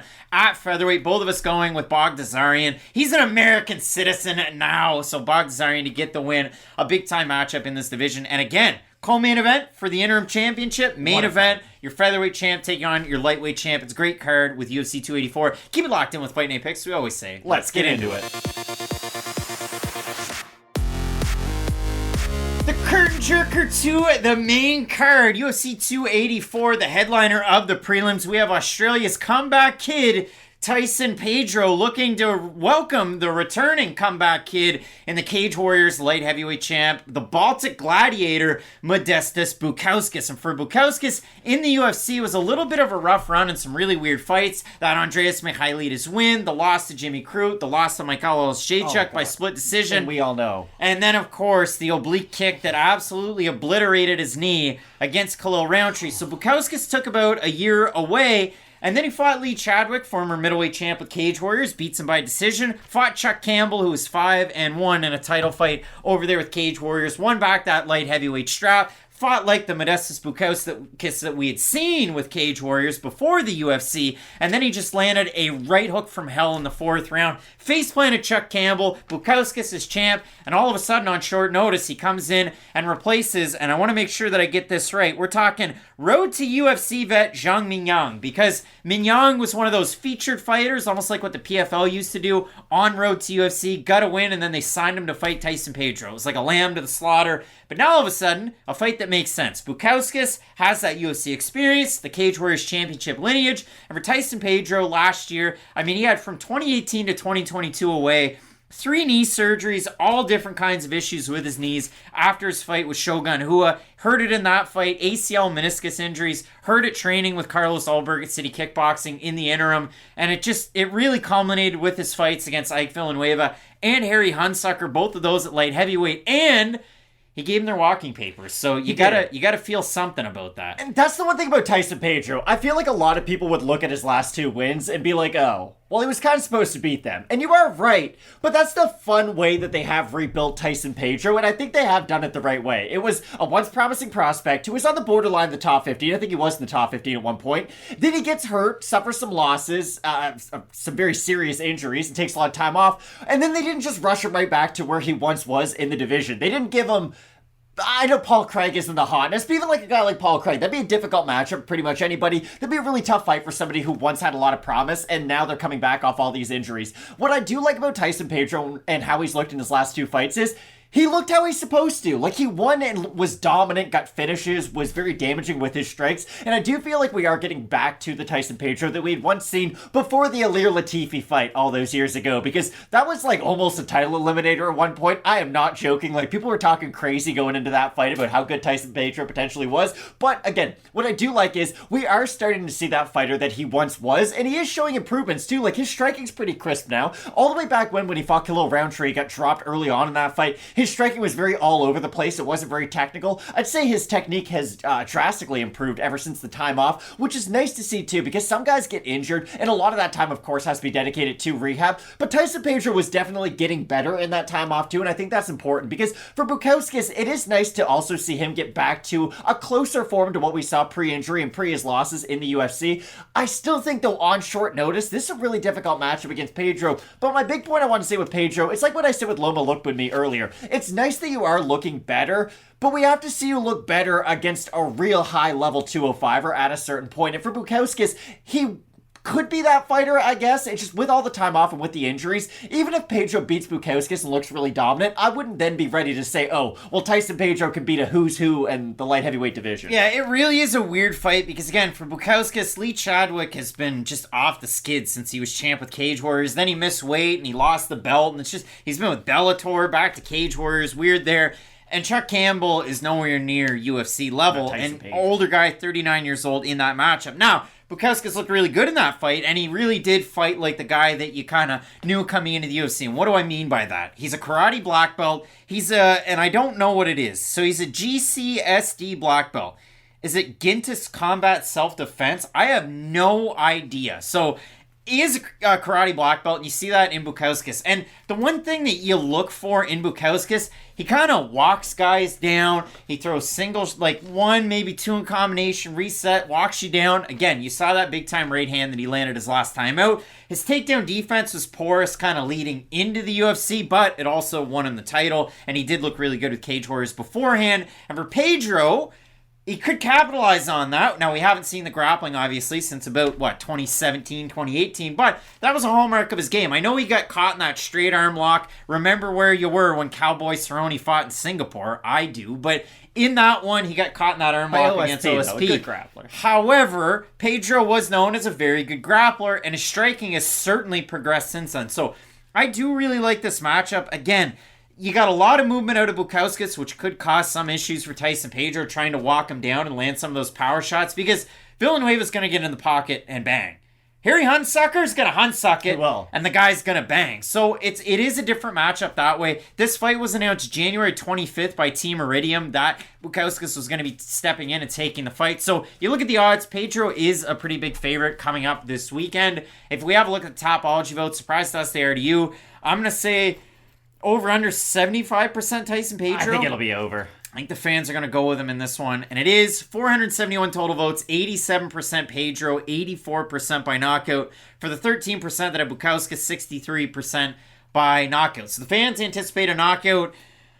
I just think Tyson Pedro has the ability to kick his way in through the range and land his power shots. And if it does touch the ground, Pedro on the mat over Bukauskas. Oh, he's a far better grappler. That's the thing that you do forget about, and I'm glad you brought it up. We haven't seen it out of Pedro his last 2 fights or since he's come back from injury, but he's a very talented grappler who is a really good back attacker for 205, which is a nice thing to see. So I do think he has that big advantage in the grappling of this fight. And Bukauskas lets his back get up against the cage. He does have really good movement in the open cage, but if you are able to cut him off and start to really gradually slow him down, he will get flat up against the cage. And Tyson Pedro is a very good striker when his opponents have their backs flat up against the cage. You bring up the OSP arm lock loss, but how do they get in that position? Tyson Pedro drops him with a straight shot when OSP has his back up against the cage. It's where Tyson Pedro is probably his best striking from, so I do have Pedro in the matchup. But again, even if he beats Bukauskas, we've got to see Tyson Pedro in there against a guy who's borderline top 15 or in the top 15 at some point. And we'll see if Bukauskas can go out there with the myriad of feints that he throws. He cuts the distance with a really steady left hook as well. So look out for Bukauskas in the matchup. Both of us going with Tyson Pedro to get the win. Let us know who you have in the matchup. And then we kick off the main card, UFC 284. I mean, Jack Dellis taking on Randy Brown. That's a fun fight. You're not going to want to miss it. Keep locked in with Fight Night Picks. We always say, let's get into it. Set to kick off the main card of UFC 284. We have the 12th ranked light heavyweight. It's Jimmy Crute looking for his first win in a number of years since he picked up a performance bonus over Modestas Bukauskas, who's also on this card. And he's going to be taking on a surging Alonzo Menafield, who's 2022 is really unrivaled. I mean, in this division, Yuri Prochazka had that crazy fight of the year against Glover Teixeira. Alonzo Menafield fights Askar Mojarov. What's the record? Doesn't matter. Scratch that record, break it in half. He goes out there, gets on top, dominates the fight. And against Misha Cirkunov, oh my goodness, defends all the takedowns, that upper body pressure, goes out there, strikes, and absolutely knocks him down and dirty. So Menafield is absolutely on the rise. The takedown defense in the UFC, 85%. He's 6-3 since making his debut off Dana White's Contender Series 2018. He was on Contender Series the first season, 2017, then 2018. And for Alonzo Menafield, one interesting thing to note, he's been a favorite in every single fight in the UFC and on Contender Series. The lowest spot as a favorite was a -150 against OSP, but he's been higher than a 2-1, higher than a 3-1 favorite. He's almost a 2-1 underdog in this matchup. So listen, completely unfamiliar territory for Menafield going down under to challenge the Australian in Jimmy Crute. And for Crute, he's been away. Obviously, the knee injuries between fights. Now, he fought Anthony Smith, knee injuries. Then he goes out there and fights Jamal Hill. He gets just wobbled once, kind of almost dropped, gets back up, and then he gets completely knocked out by your now current UFC light heavyweight champ, Jamal Hill. Who would have thought? Wild stuff there. Congratulations to Jamal Hill. Jimmy Crute, Matt, primarily known for his wrestling. Alonzo Menafield, his good wrestling defense, and his absolutely wild striking. And he comes out of a great gym in Saixon Muay Thai, which is the same gym you're going to find Chidi Njokuani out of. So really interesting stuff there, as well as Fortis MMA for Alonzo Menafield. But I was kind of scratching my head because you know what to expect out of the striking. But he continues to put on really good performances against a good level competition. And that's what I like about both these guys in the matchup in general. You kind of know what you're going to get out of both of them, but they always will add kind of a new little wrinkle to their game. I want to get your take on this, though, because I do think Jimmy Crute is in that Jack Hermanson class of striker, to where if he starts the fight out striking, no takedown attempts involved, he's going to look pretty good. If he goes for the takedown and gets them, his striking is going to continue to look really good because he knows he can put the two together.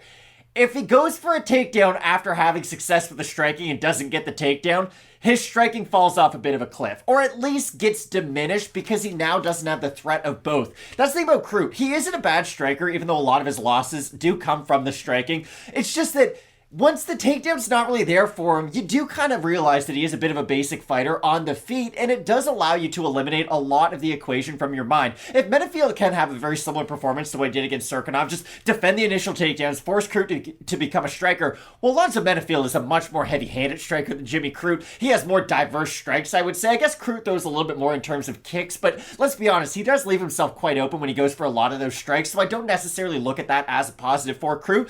I just think this is a fun matchup because again, it's a peaks and valleys fight, but it's also a fight between two guys who, even at 35 years old, Menifield's still showing us some new stuff. And for Jimmy Crute, you do have to wonder how many more opportunities he's going to get against these top-level guys, while still being justified as a big favorite. That's what I was surprised to see. A guy coming off 2 losses, it's been a year layoff, like, it's been a weird run for Jimmy Crute, because I thought he had a lot of promise, a lot of hype, and I thought it was all justified early on in his UFC career. I wonder, A, if that knee injury took anything from him, because we don't really know from the Jamal Hill fight. He just got hit early and that was it. So I'm just curious to see what kind of Jimmy Crute we're going to get from this point moving forward. Well, I mean, for Menifield, I touched on it, like, with the percentage of takedowns defended. I mean, Devin Clark got one, who really went to the well, and he was able to get that win over Dawon Jung last night at UFC Fight Night Lewis versus Spivak. But you look at the losses. Lose to Devin Clark in a decision, gets outstruck and held down. Lose to OSP in a bit of a stinker of a fight in the second round. He gets caught by that check hook.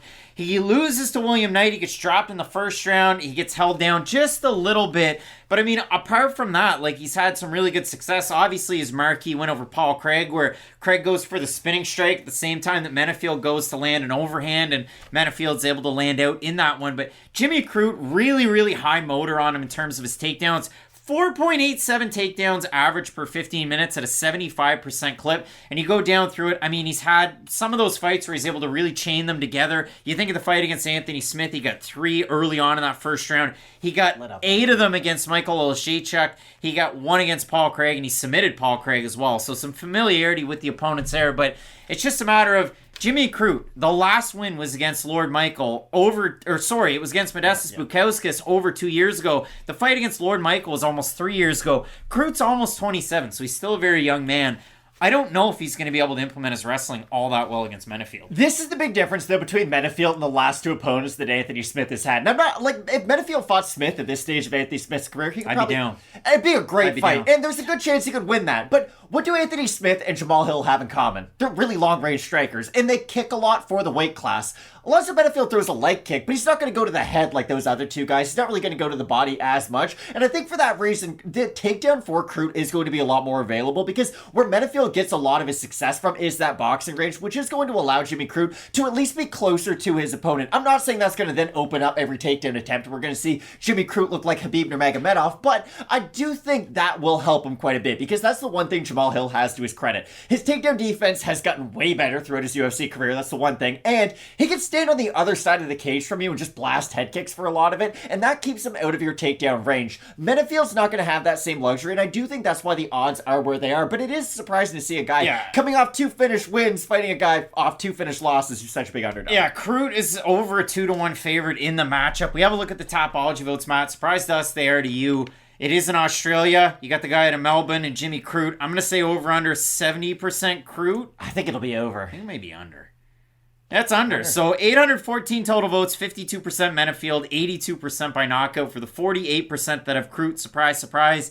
30% by decision, 44% by submission, and 22% by the knockout. Now, Jimmy Crute is going to go out and try and throw hammers, and he's going to try and close the distance and get his takedowns. For better or for worse. Alonzo Menifield throws really hard, but there's a lot more technique behind what Alonzo Menifield's throwing out in a lot of these fights. So, Matt, I have a hard time with this matchup, and I think Jimmy Crute's like way too big of a favorite to be justified at that. I feel like it really set this up as a pro Alonzo Menifield prediction just to pick Jimmy Crute, but at least let me explain why I'm going to do so.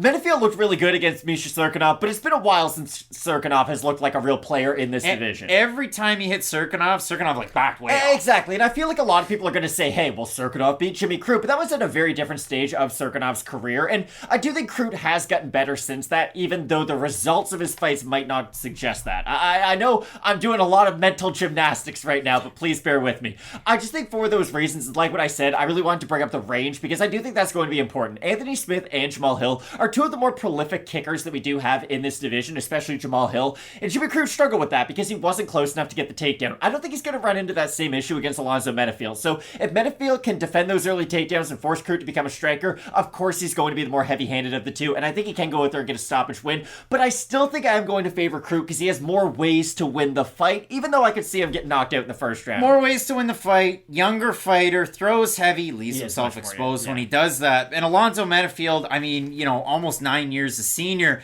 But you look at it for Alonzo Menifield, I really do like the takedown defense. I don't think the price is justified for Jimmy Crute. And for those reasons, I do like the striking of Alonzo Menafield to capitalize on the matchup. So I'm going to go with the decent underdog, atomic Alonzo Menafield coming out of Texas, taking on the man out of Melbourne. Was split on the pick. I said Melbourne. I meant to say Melbourne. You got to be right on that one. A big-time matchup. 9 Australians on the card. And in the main event, you have Alexander Volkanovski taking on Islam Makhachev. You're not going to want to miss. Keep it locked in with Fight Night Picks, we always say. Let's get into it.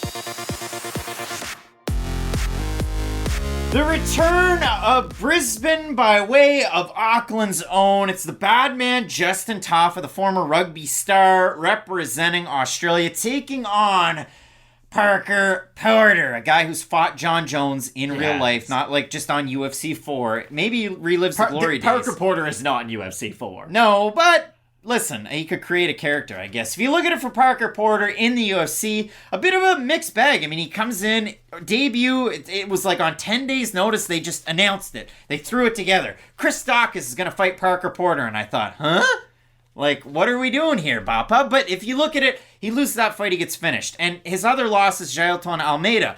But if you look at it through both of those guys, they're top 15 ranked heavyweights at this point are Dawkins and Almeida. The wins for Porter, Josh Parisian, Chase Sherman, Alain Baudot, they're not ranked. I would put Justin Tafa in that category of fighters, though, in the heavyweight division. And for Tafa, UFC debut, UFC 243, which was the last card in Australia. He fights Yorgan De Castro and gets starched. Then he goes out and fights Juan Adams on a John Jones card. And in that one, he gets the win. So then he goes on, he fights Carlos Felipe, loses by split decision in an absolute all-time barn burner. Then he has a fight of the night against Jared Vandera and pretty well gets beaten all 3 rounds. And his last time out, he takes on Harry Hunsucker, and he finishes him in that one. Now, that was a little over a year ago. Tafa was booked in a couple of different fights. He withdrew from both of them in 2022 against Jake Collier and Dontel Mays, the hump in the cage champ. But in the fight against Harry Hunsucker, Matt, for Justin Tafa, he has the distinction of being the first UFC heavyweight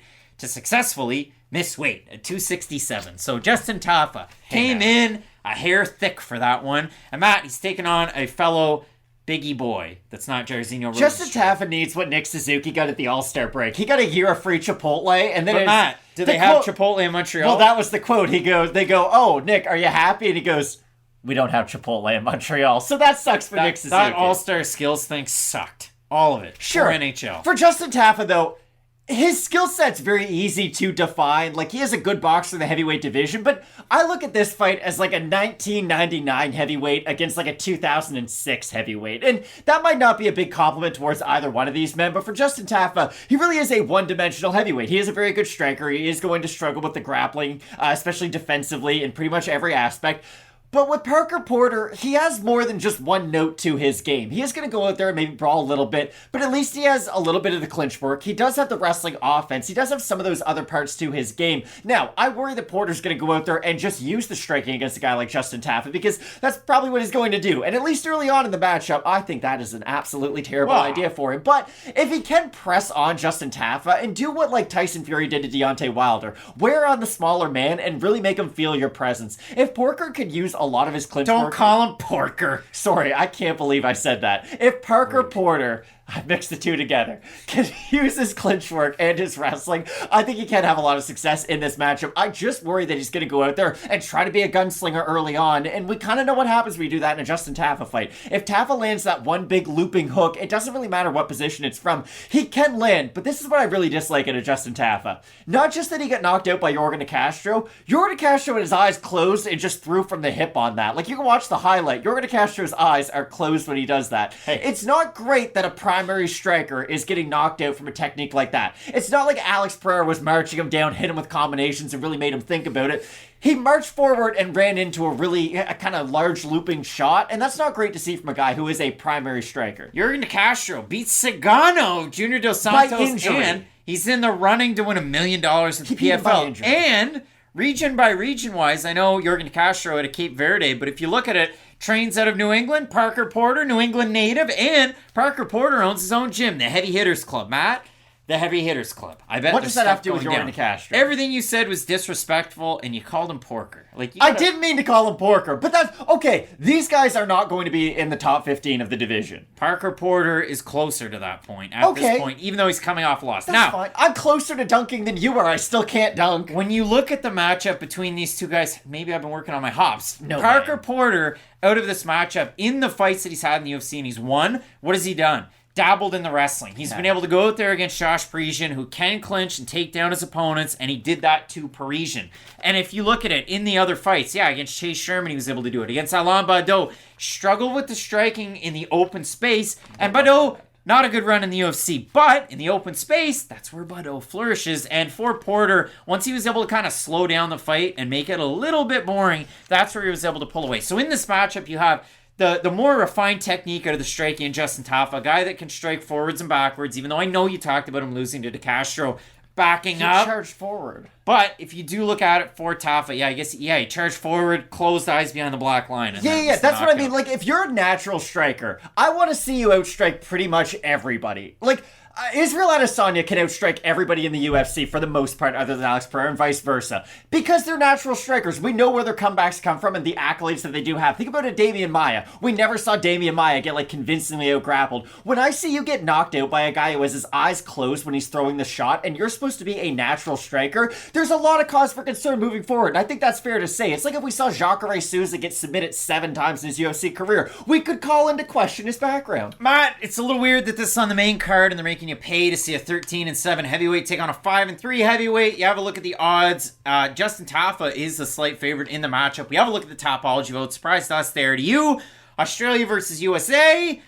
I'm going to say the fans have Parker Porter, though. And I'm going to say over-under. I think it's going to be close. I'm going to say over-under 60% Porter. I'll say under. I think Tafa will be the favorite. Tafa's going to be the favorite. Tafa is the favorite. 805 total votes, 72% Tafa, 84% by knockout. For the 28% that have Porter, 79% by decision. NTG Fitness and MMA's own Justin Tafa, the bad man, the favorite in the matchup. The fans have him overwhelmingly to get the win in this fight. Matt, do you have Justin Tafa to get the win? I have Parker Porter in this matchup. He's the more well-rounded fighter, and I think that's the big reason for why I have him. Could he get knocked out? Of course he could. Justin Tafa has really good hand speed. He has good power too, and I know he lost the Felipe fight. It was a very, very close matchup, but the way that he fought that could give him a lot of success in this matchup. Put his forehead on Parker Porter's chest and throw a lot of boxing combinations. I think he could have success if he uses that kind of a game plan, but the problem is that's only going to help him in the striking. If Porter then starts to use his wrestling, then his own grappling, I think he can wear down some of the punching power of Justin Tafa.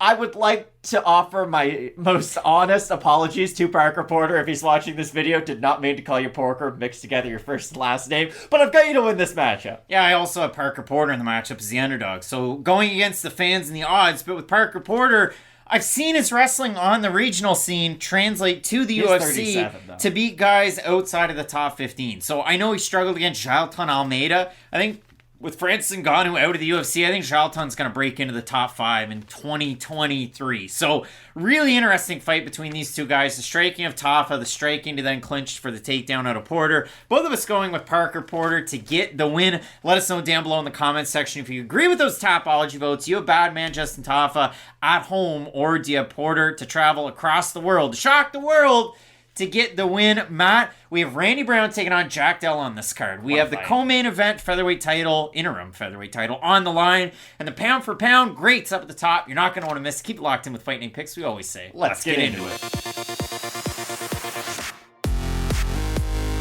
Welterweight set to scrap. UFC 284 on the main card. The hometown guy, Perth, Australia's own Jack Della Maddalena out of Scrappy MMA, taking on Rude Boy Randy Brown. Matt, people love your sound bites when you sing it. Can you let us have a little bit? I'm a rude boy. I'm not going to keep on going after that, but I am so excited for this fight, Craig. This is one of those fights where I don't need to see press conferences like Michael Chiesa, Kevin Lee don't talk about my mom. I don't need to see like Khabib, Conor where it gets ugly. This is one of those fights where it just sells itself. You have Randy Brown, who was one of those prospects that had a lot of hype, suffered some defeats on his way up to the top 15, but then was able to somewhat reinvent himself in his whole career, and now he's on this incredible run that he's been able to maintain throughout his last number of fights and throughout the last couple of years.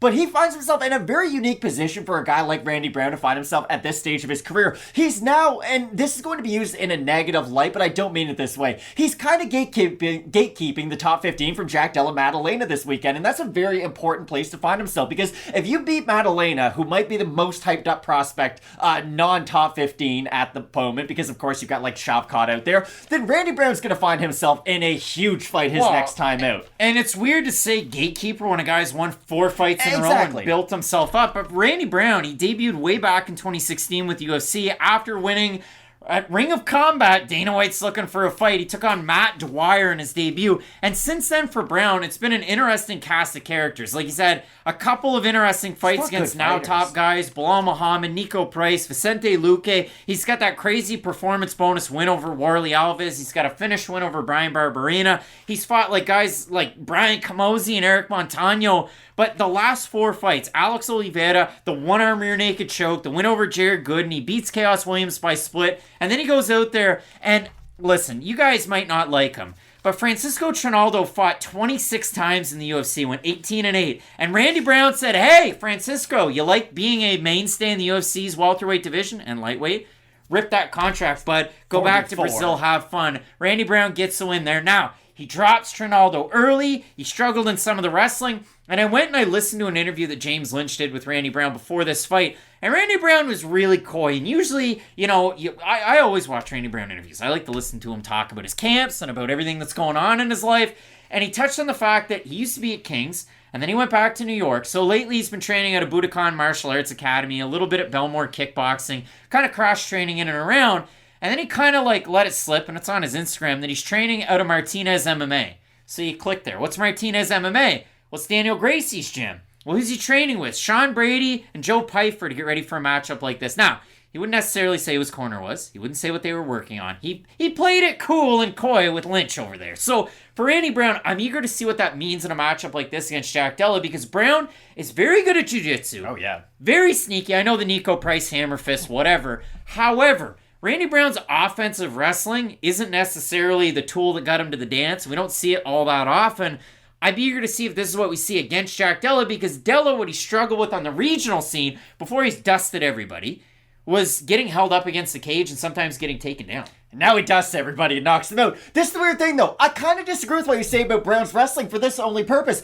That's the first thing I think about when I think about Randy Brown. It's just he's become something far more than just that. Like, wrestling was what Randy Brown was known for early on in his UFC career. That's why it was a little upsetting. Not upsetting, but it was surprising to see Bilal Muhammad go out there and just out-wrestle him with such consistency. Now, we know how good of a fighter Bilal Muhammad is, especially in hindsight, but for Brown, that was the thing that I always thought about when I thought about Randy Brown's game. But he has become much more than he ever was just with wrestling. He has great long-range strikes. He has very good straights from the outside. He has good kicks. But the thing about Randy Brown that I'm curious to see, especially in this matchup, is it going to take him time to find his rhythm? Because that's the thing about Randy Brown. When he gets into the flow of a fight, when he can find his combinations, land those front kicks up the middle like Tony Ferguson, because Randy Brown has really good front kicks, he is a MFer to deal with. But the thing is, when guys get on the inside of that range, when they make it an ugly fight, Brown can struggle in some of those areas. Now, I know Vicente Luque is probably the name that I'm going to bring up when I say guys who have made him feel uncomfortable in those positions, and Jack Della Maddalena probably isn't on that level of striker, at least yet in his career, but I do think Maddalena has some of the positives, at least the aggressiveness of a guy like Vicente Luque, and I think his boxing is going to offer Randy Brown a lot of troubles, but I do agree with you. I think if Brown does decide to use a lot more of a grappling mindset and a grappling game plan, which would be suggested if you do look at him training with a guy like Sean Brady and Joe Pyfer, that should help him quite a bit in this matchup, because on the feet, this can be a difficult fight for Brown. I like him at the longest range with his kicks, but I do think that once this fight gets into that boxing clinch work, Maddalena is just so damaging in that spot. Yeah, Randy Brown sometimes hangs out in the pocket for way too long, and as Teddy Atlas would say, like, you're waiting for that receipt, and you're gonna get it from a guy like Maddalena. And Maddalena, again, regional scene, eternal champ. He fought guys like Dimps Gillies that was able to kind of, again, hold him and work in some of that wrestling. So that's a fight that I go back to. But against Ange Loosa, 30-27, it was a really good competitive fight. Loosa brought it to him. He's now in the UFC, ex-MMA vet. I know you love that organization. I do. Never miss the shows. But in the UFC, 3 straight first-round knockouts, 2 performance bonuses, fights dead game Pete Rodriguez, a man who sent Mike Jackson out of the UFC. Fought Ramazan Ameev, got taken down early, got back up again like Chumbawamba. Finished him with the body shot. Finished Danny Roberts with Well, it was a flurry, but it started with a body shot too. And against Danny Roberts, I'm sure Jack Della went out and watched that Mike Perry fight. We talked about it before the fight because he fought just like that. Just stayed glued right in front of him, right in his face, knees, body, up to the head, mixing everything together like a vintage Mike Perry used to do. Maddalena reminds me a little bit of like a prime Robbie Lawler. And it's not a perfect example, but he's going to eat a shot to give his own shot. The difference is his shot is going to be so much bigger than anything you land, especially with your hands. But that's the thing about Maddalena. I don't think he's going to just win every fight on his way to the title by any means. I don't look at him as like a Shavkat Rakhmonov type of a prospect. I think Maddalena is probably going to lose a couple fights on his way up to that top 5, top 10 area, but fights like this against Randy Brown are going to get you more ready for those guys. And I know the odds are very heavily swayed towards Jack Della Maddalena, but this is a really difficult fight for him. But I have to mention this because I do in every Maddalena video we do. I was really impressed with the Ramzan Emeev fight. I know Ramzan Emeev is a nobody to a lot of you guys out there, but he's a very talented wrestler who is a really hard guy to get out of there and a really difficult guy to stop. I was impressed by what Maddalena was able to show with his skill set up until that point because, again, Emeev's not a name on your resume that's going to get you into the Hall of Fame, but it's a guy who's going to get you ready for those bigger names that could then get you into the, I don't know, Hall of Fame's a bit of a stretch, like but you get the idea. 2030, Jack Della Maddalena, he's champ, he retires. Dana White calls him up to the podium if he's still there, and Jack pulls out the paper and he goes, I'd like to thank Ramzan Emeev for testing me early on in my career. No, but a good win that he has there. I have a hard time with this one because, again, all the hype's behind Della. Oh, yeah. You like his leg kicks, you like his body work with his boxing. He doesn't tend to throw a lot of head kicks or kicks to the body. So Randy Brown, a little bit more multifaceted with some of that attack, just based on the fact that he utilizes kicks more now. Randy Brown, the book's been out on him a long time. He's got candlestick legs like you and I have. So I'm not making fun of him. I possess that same skill set. But I also a skill set to have thin legs. He probably takes leg kicks better than me. I would say. Definitely does, but he doesn't take them all that well. So that's one spot that he can struggle in. But again, from long range, I favor Brown. On the ground, I favor Randy Brown. In the clinch, bit of a toss-up because both guys have interesting games there. You mentioned Jack Della, about a 3-1 favorite in the matchup. We have a look at the Tapology votes, Matt. Surprised us there to you. Again, fans, they'd be wild. I expect them to be all the way. I think this one will be close, though, honestly. I expect them to be all the way on one side. Okay, I'm going to say over-under 82.5% Della. I think they'll be under. Think they're going to be under?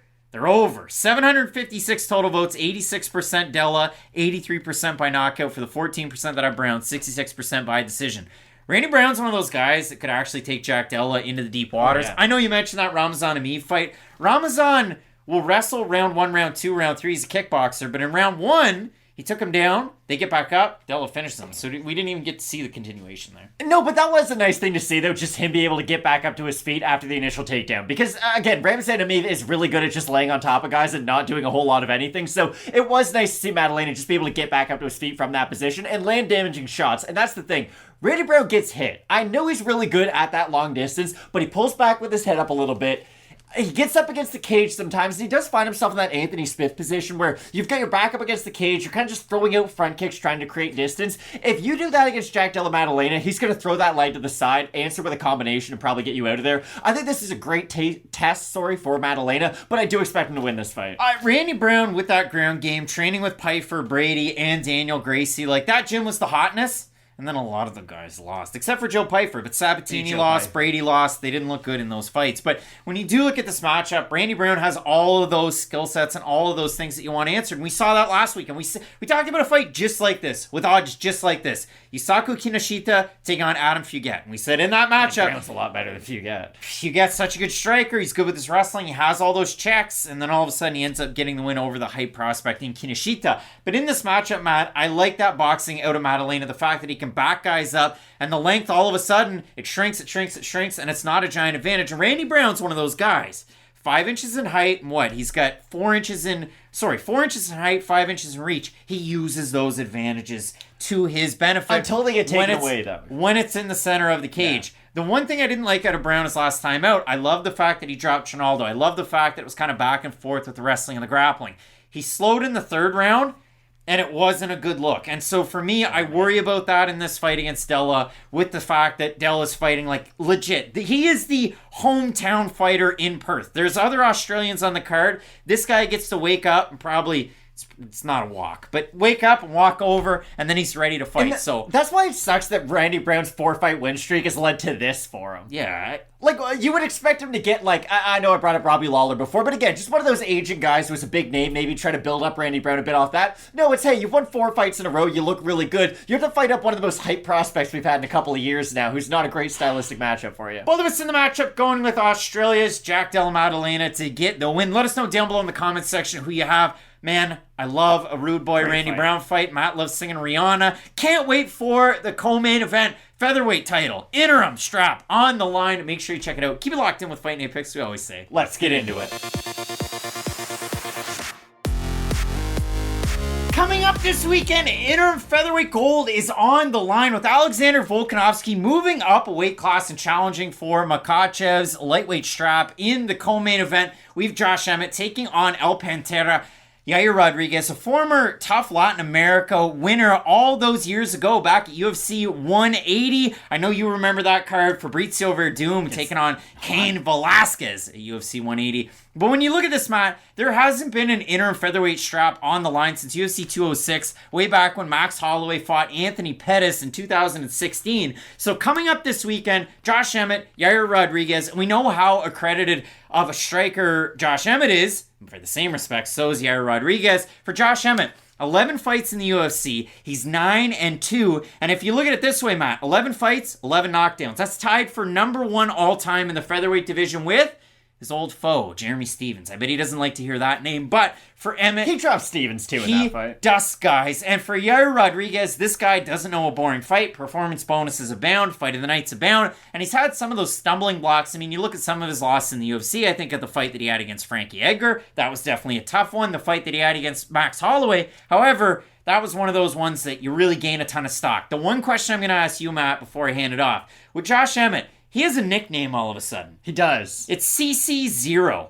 What the fuck does CC0 mean? I have no idea. I couldn't even begin to guess. Comment down below with what you think Josh Emmett's nickname is. It'll probably come out this week during fight week, so we'll have to update you on question mark kicks. But CC0 taking on El Pantera. Matt, we know Emmett is one of those guys that he could be losing until the buzzer. But if the buzzer hasn't sounded, he could knock you out. He's almost like a Derek Lewis in that respect. And he really does have a complete package of his skill set. And his last time out against Calvin Kattar, majority thought that Kattar won, but it was a really, really close fight in that one. And for Rodriguez, obviously, you had that shoulder injury to Brian Ortega. So some weird circumstances for both these guys coming in to take this fight. But for both guys, each 9-2 in the UFC. The 1-0 contest, Yair Rodriguez with the eye poke against Jeremy Stephens in the first fight.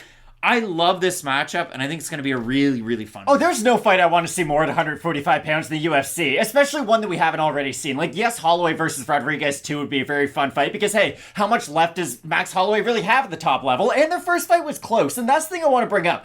People scored that fight for Yair Rodriguez. Yeah. I'm not like, people think, Max Holloway, like, I think it was 48, 47, 49, 46. Like, the scorecards were for Holloway, but it was a close fight to where every single round was close enough to where there was a real argument as to who won by the time it was over. And nobody in the world thought Yair Rodriguez was going to be able to have that kind of a fight. Because, yes, Rodriguez is a great kicker from the outside. We all know how athletic he is. You know, he can mix his athleticism and his speed in with really high-level technique. But all of a sudden, he got them hands, and he showed off really high-level boxing, too, and that was a nice thing to see from Rodriguez, because we started to see that evolution in the Korean Zombie fight. He got away from it a bit and was very kick-heavy against Jeremy Stephens, and a lot of people remember the third round of that fight for Stephens being on top of Yair Rodriguez, but Yair almost had him finished in the second round, and he probably could have finished him. It was just one of those sequences where, like, he's hitting him for 3 minutes, Stephens is covering up, and then Yair had nothing left in the tank, and after that fight, I was really worried about, Yair's gas tank against a guy like Max Holloway, how's it going to look? But he answered all those questions that I had in that fight, and he actually got stronger as the fight went on against Holloway, which was insanely surprising to see. And weird because of the layoff for Yair Rodriguez. Exactly. You didn't know what to expect. But that's what I keep on going back to. GSP was the guy who brought this up a lot when he fought Michael Bisping. It was, hey, I've been taking time off, I haven't been fighting, but I've been getting better, and that's the really important thing. Dominic Cruz talked about this a lot when he was off for all those years with his ACL injuries. It's, hey,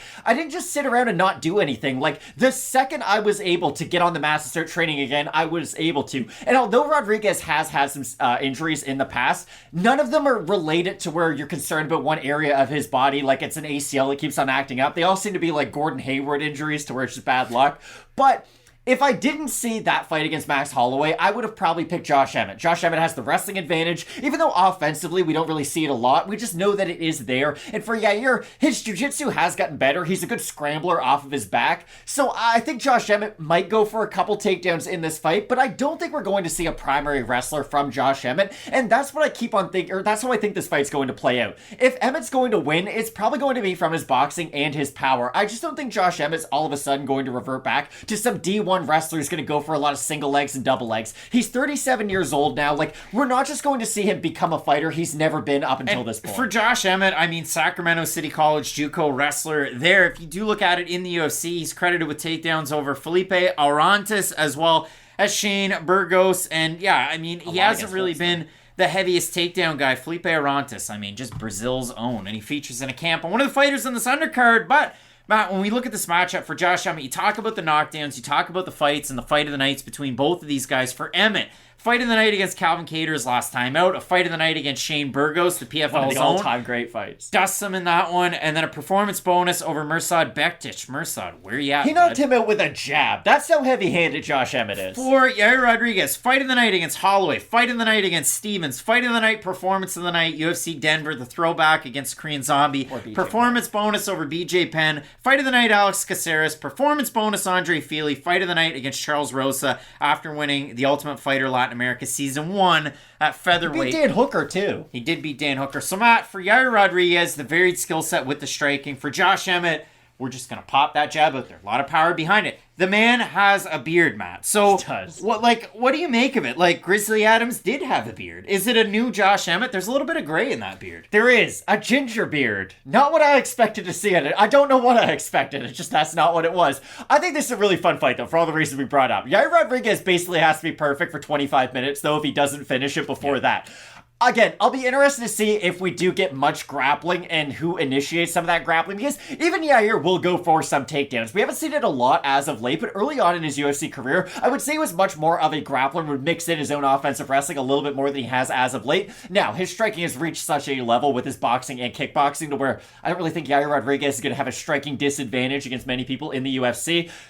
I think the hand speed of Yair Rodriguez is going to be a really important factor, though, because his footwork's better. We all know that going into this fight, and that is going to be very important to get him in and out of the pocket. But if Yair can land with his hands and frustrate Josh Emmett early, I don't know what Josh Emmett's going to do on the in-betweens outside of landing those big shots, because Yair does have such high-level footwork to where I think it's going to be really difficult for Emmett to rely on that one bullseye shot. It's like, remember playing Call of Duty Zombies back in the day? You drop a zombie, there'd be that bomb on the ground, you'd go hit it, then they'd all go away and the round would be over. That's what Josh Emmett's power is. It's that bomb in Call of Duty Zombies. The thing that Josh Emmett does so well, if it's like for like, stance for stance, orthodox versus orthodox, is foot position and leading with a jab to cut the cage, and then he's able to land that right hand. And for Josh Emmett, the crazy thing is, you look at the output between both these guys, Josh Emmett actually, I would have thought, Yair Rodriguez, output's much higher, footwork's much better, but Josh Emmett throws a very, very high level of output for a guy that's primarily known as, I'm going to toss a jab, I'm going to throw an overhand or maybe a right hook and just try and cross you up.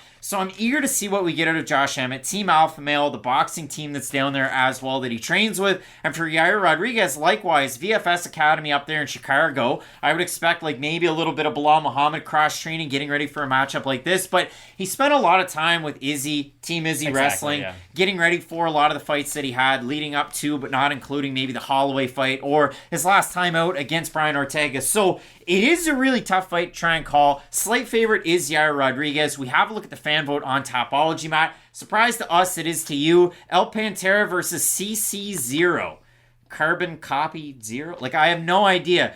Combat culture, climate change. I have no idea what it stands for. I'm going to say over under 67.5% Yair Rodriguez. I think it'll be well over. I think it'll be in the 80s. Oh, wow. No. So 923 total votes, 70% Rodriguez, 51% by decision, 42% by knockout. For the 30% that have Emmett, 53% by decision, 38% by knockout. You thought it was going to be in the 80s. You tip your hand a bit. But nearly 38-year-old Josh Emmett. He's had injuries, and he's had all of these weird ones. We talked about it before his fight with Calvin Cater. He fights about once a year because he's had knee issues. He had the the face that got completely melted against Jeremy Stevens, but he's come back strong after all of these injuries, and it's not like it's an incredibly long turnaround after his fight against Calvin Kattar about 8 months ago. So not incredibly long in the stretch of a Josh Emmett career. So eager to see what we get out of Emmett in this matchup because the guy's got the touch of death. He certainly does, but that's my big issue. I don't know what he's going to do in between those touch of deaths. Like, Yair can stand really far away, throw straight shots, and is one of the best kickers we've ever seen, especially offensively in MMA. And I know we talk about some fighters having peaks and valleys. The peaks that Yair Rodriguez possesses in MMA are unlike any. Like, when he is on point, it's really difficult to get this guy to stop. It's kicks that are lightning fast. They have knockout power behind them. They're from every angle. He can switch stances. If the boxing is what we saw in the Max Holloway fight, if that's not just an outlier, if that's just a new regular from Yair Rodriguez, I do favor him in this matchup against Josh Emmett because he's the more active guy from the outside with his kicks, I think, because Josh Emmett's not much of a kicker, so he's going to really have to be dedicated to those flurries and to the combinations when he does throw them. Now, I will say this. If Josh Emmett does put on the wrestling shoes and holds Yair Rodriguez down in the first round, we might just see that rinse and repeat it for the next 5 rounds because maybe he will have that as a game plan. I still think we're going to see it. I think Yair has a decided speed advantage. He has really good attacks going up the middle too. He has great flying knees, great front kicks, and I think all of those things are good enough to keep Josh Emmett on the outside of his distance to where Yair can kick him. Rodriguez has yet to get knocked down in his UFC career, but that's a tough ask against a guy like Josh Emmett with nearly a knockdown in every single UFC fight he has had since he debuted years ago. I like Rodriguez with the speed advantage and the boxing combinations and the movement.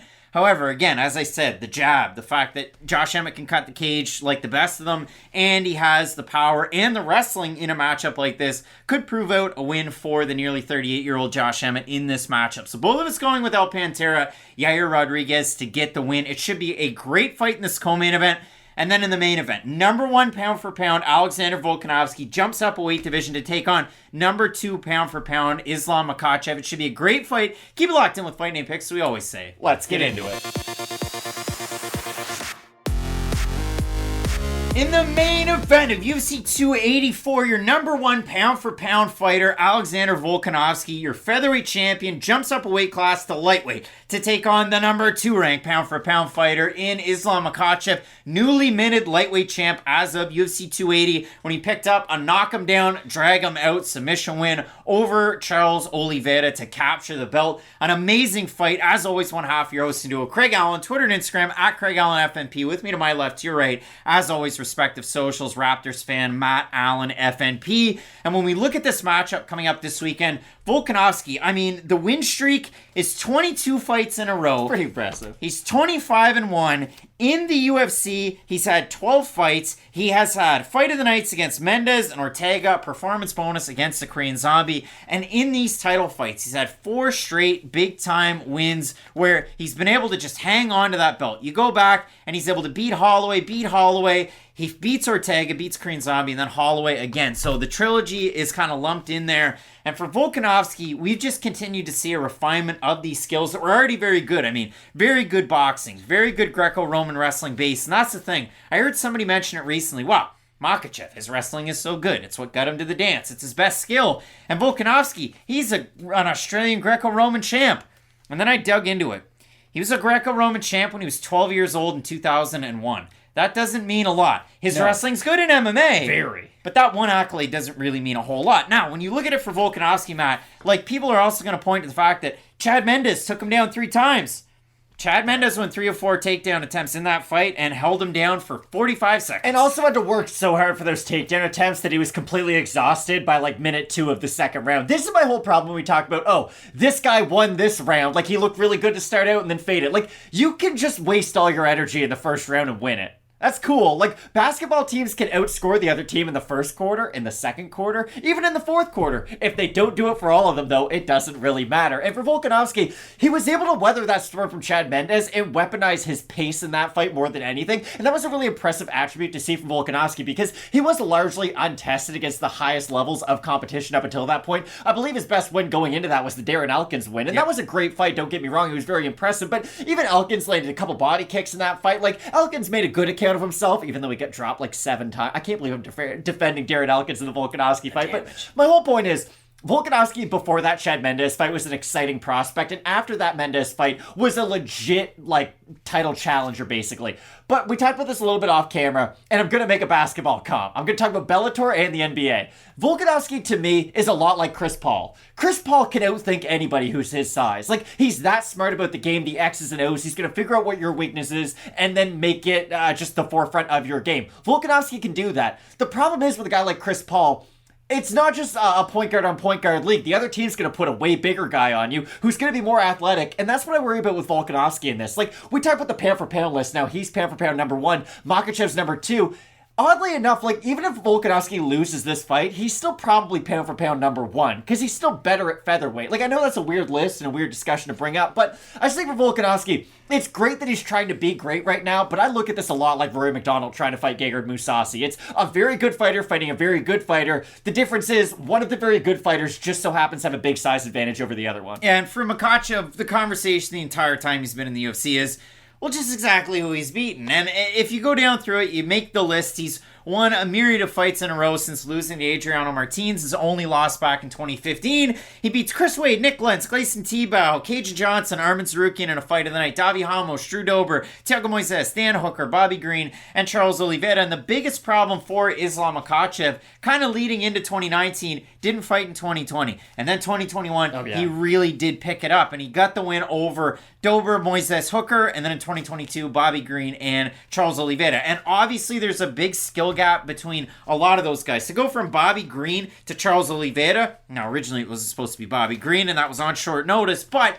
you catch my drift. He finally was able to go out there, gets a performance bonus, the second round submission, drops him with kind of a straight shot as Oliveira's kind of back, his head's tilted back a little bit, and then just dog on a bone, he's down dirty, and he gets a submission win. So a great win for Makhachev there, but I'm really eager to see what we get out of him in a matchup like this because let's break down their skills. Strike for strike. Who's the better striker? Volkanovski, it's not even close. Volkanovski, and it's not even close. Who has better footwork between these two guys? Volkanovski, it's not even close. Exactly. Who has better cardio between these two guys?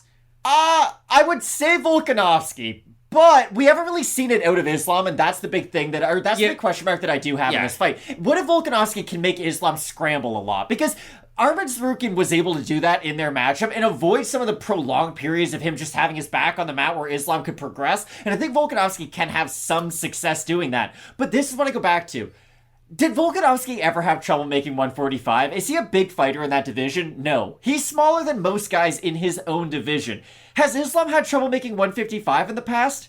Yeah, it's been a huge conversation throughout his career. I just keep on going back to, you have a guy who's a borderline welterweight, that's how big he is, fighting a featherweight, and I just don't know what Volkanovski can do to get over the hump of the physicality of Makhachev. Volkanovski is one of those cross-training athletes, rugby over to MMA. I thought Jared Hayne, coming from rugby over to the NFL, I thought, man, San Francisco 49ers, they're wearing the black jerseys, Jared Hayne's my guy.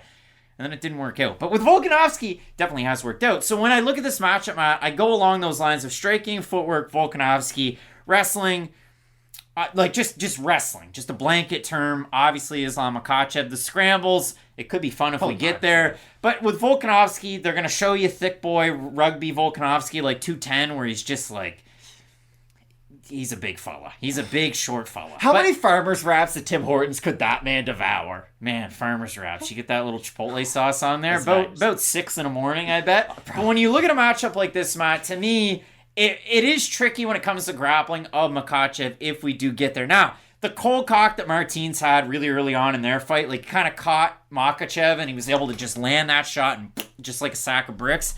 Volkanovski's not one of those strikers, though. Volkanovski's one of those guys that death by 1,000 cuts, he continues to wave, and it's really hard to go against it. But Makhachev in the matchup, about a minus 400 favorite in this one. I said before, we do this basically to break the fourth wall. Write my notes, and then right before we film the video, I just write down the odds really quickly. And I think I let out a wow. I can't believe that. But Makhachev is a big favorite in this matchup against a fellow pound-for-pound great, actually the number 1 pound-for-pound guy in Volkanovski, who hasn't lost a fight since 2013. So it's been about 10 years. At welterweight, too. Yeah, and the other thing for Volkanovski, to say that he is a featherweight, And obviously, I completely agree with you. He has lightweight experience. His UFC debut was at lightweight, and his fight against Smokin' Shane Young, who's also on this card, because it was short notice, it was at 150 pounds. So Volkanovski does actually have lightweight experience in the UFC, and it was a giant win. But if I look at this one, Makhachev heavily favored to win the matchup. We throw it on over to you in the YouTube community tab,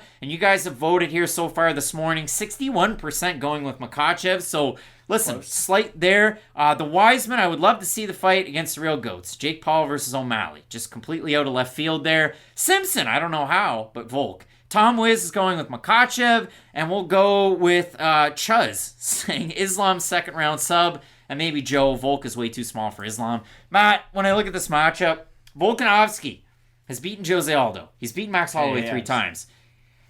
Probably a Hall of Famer.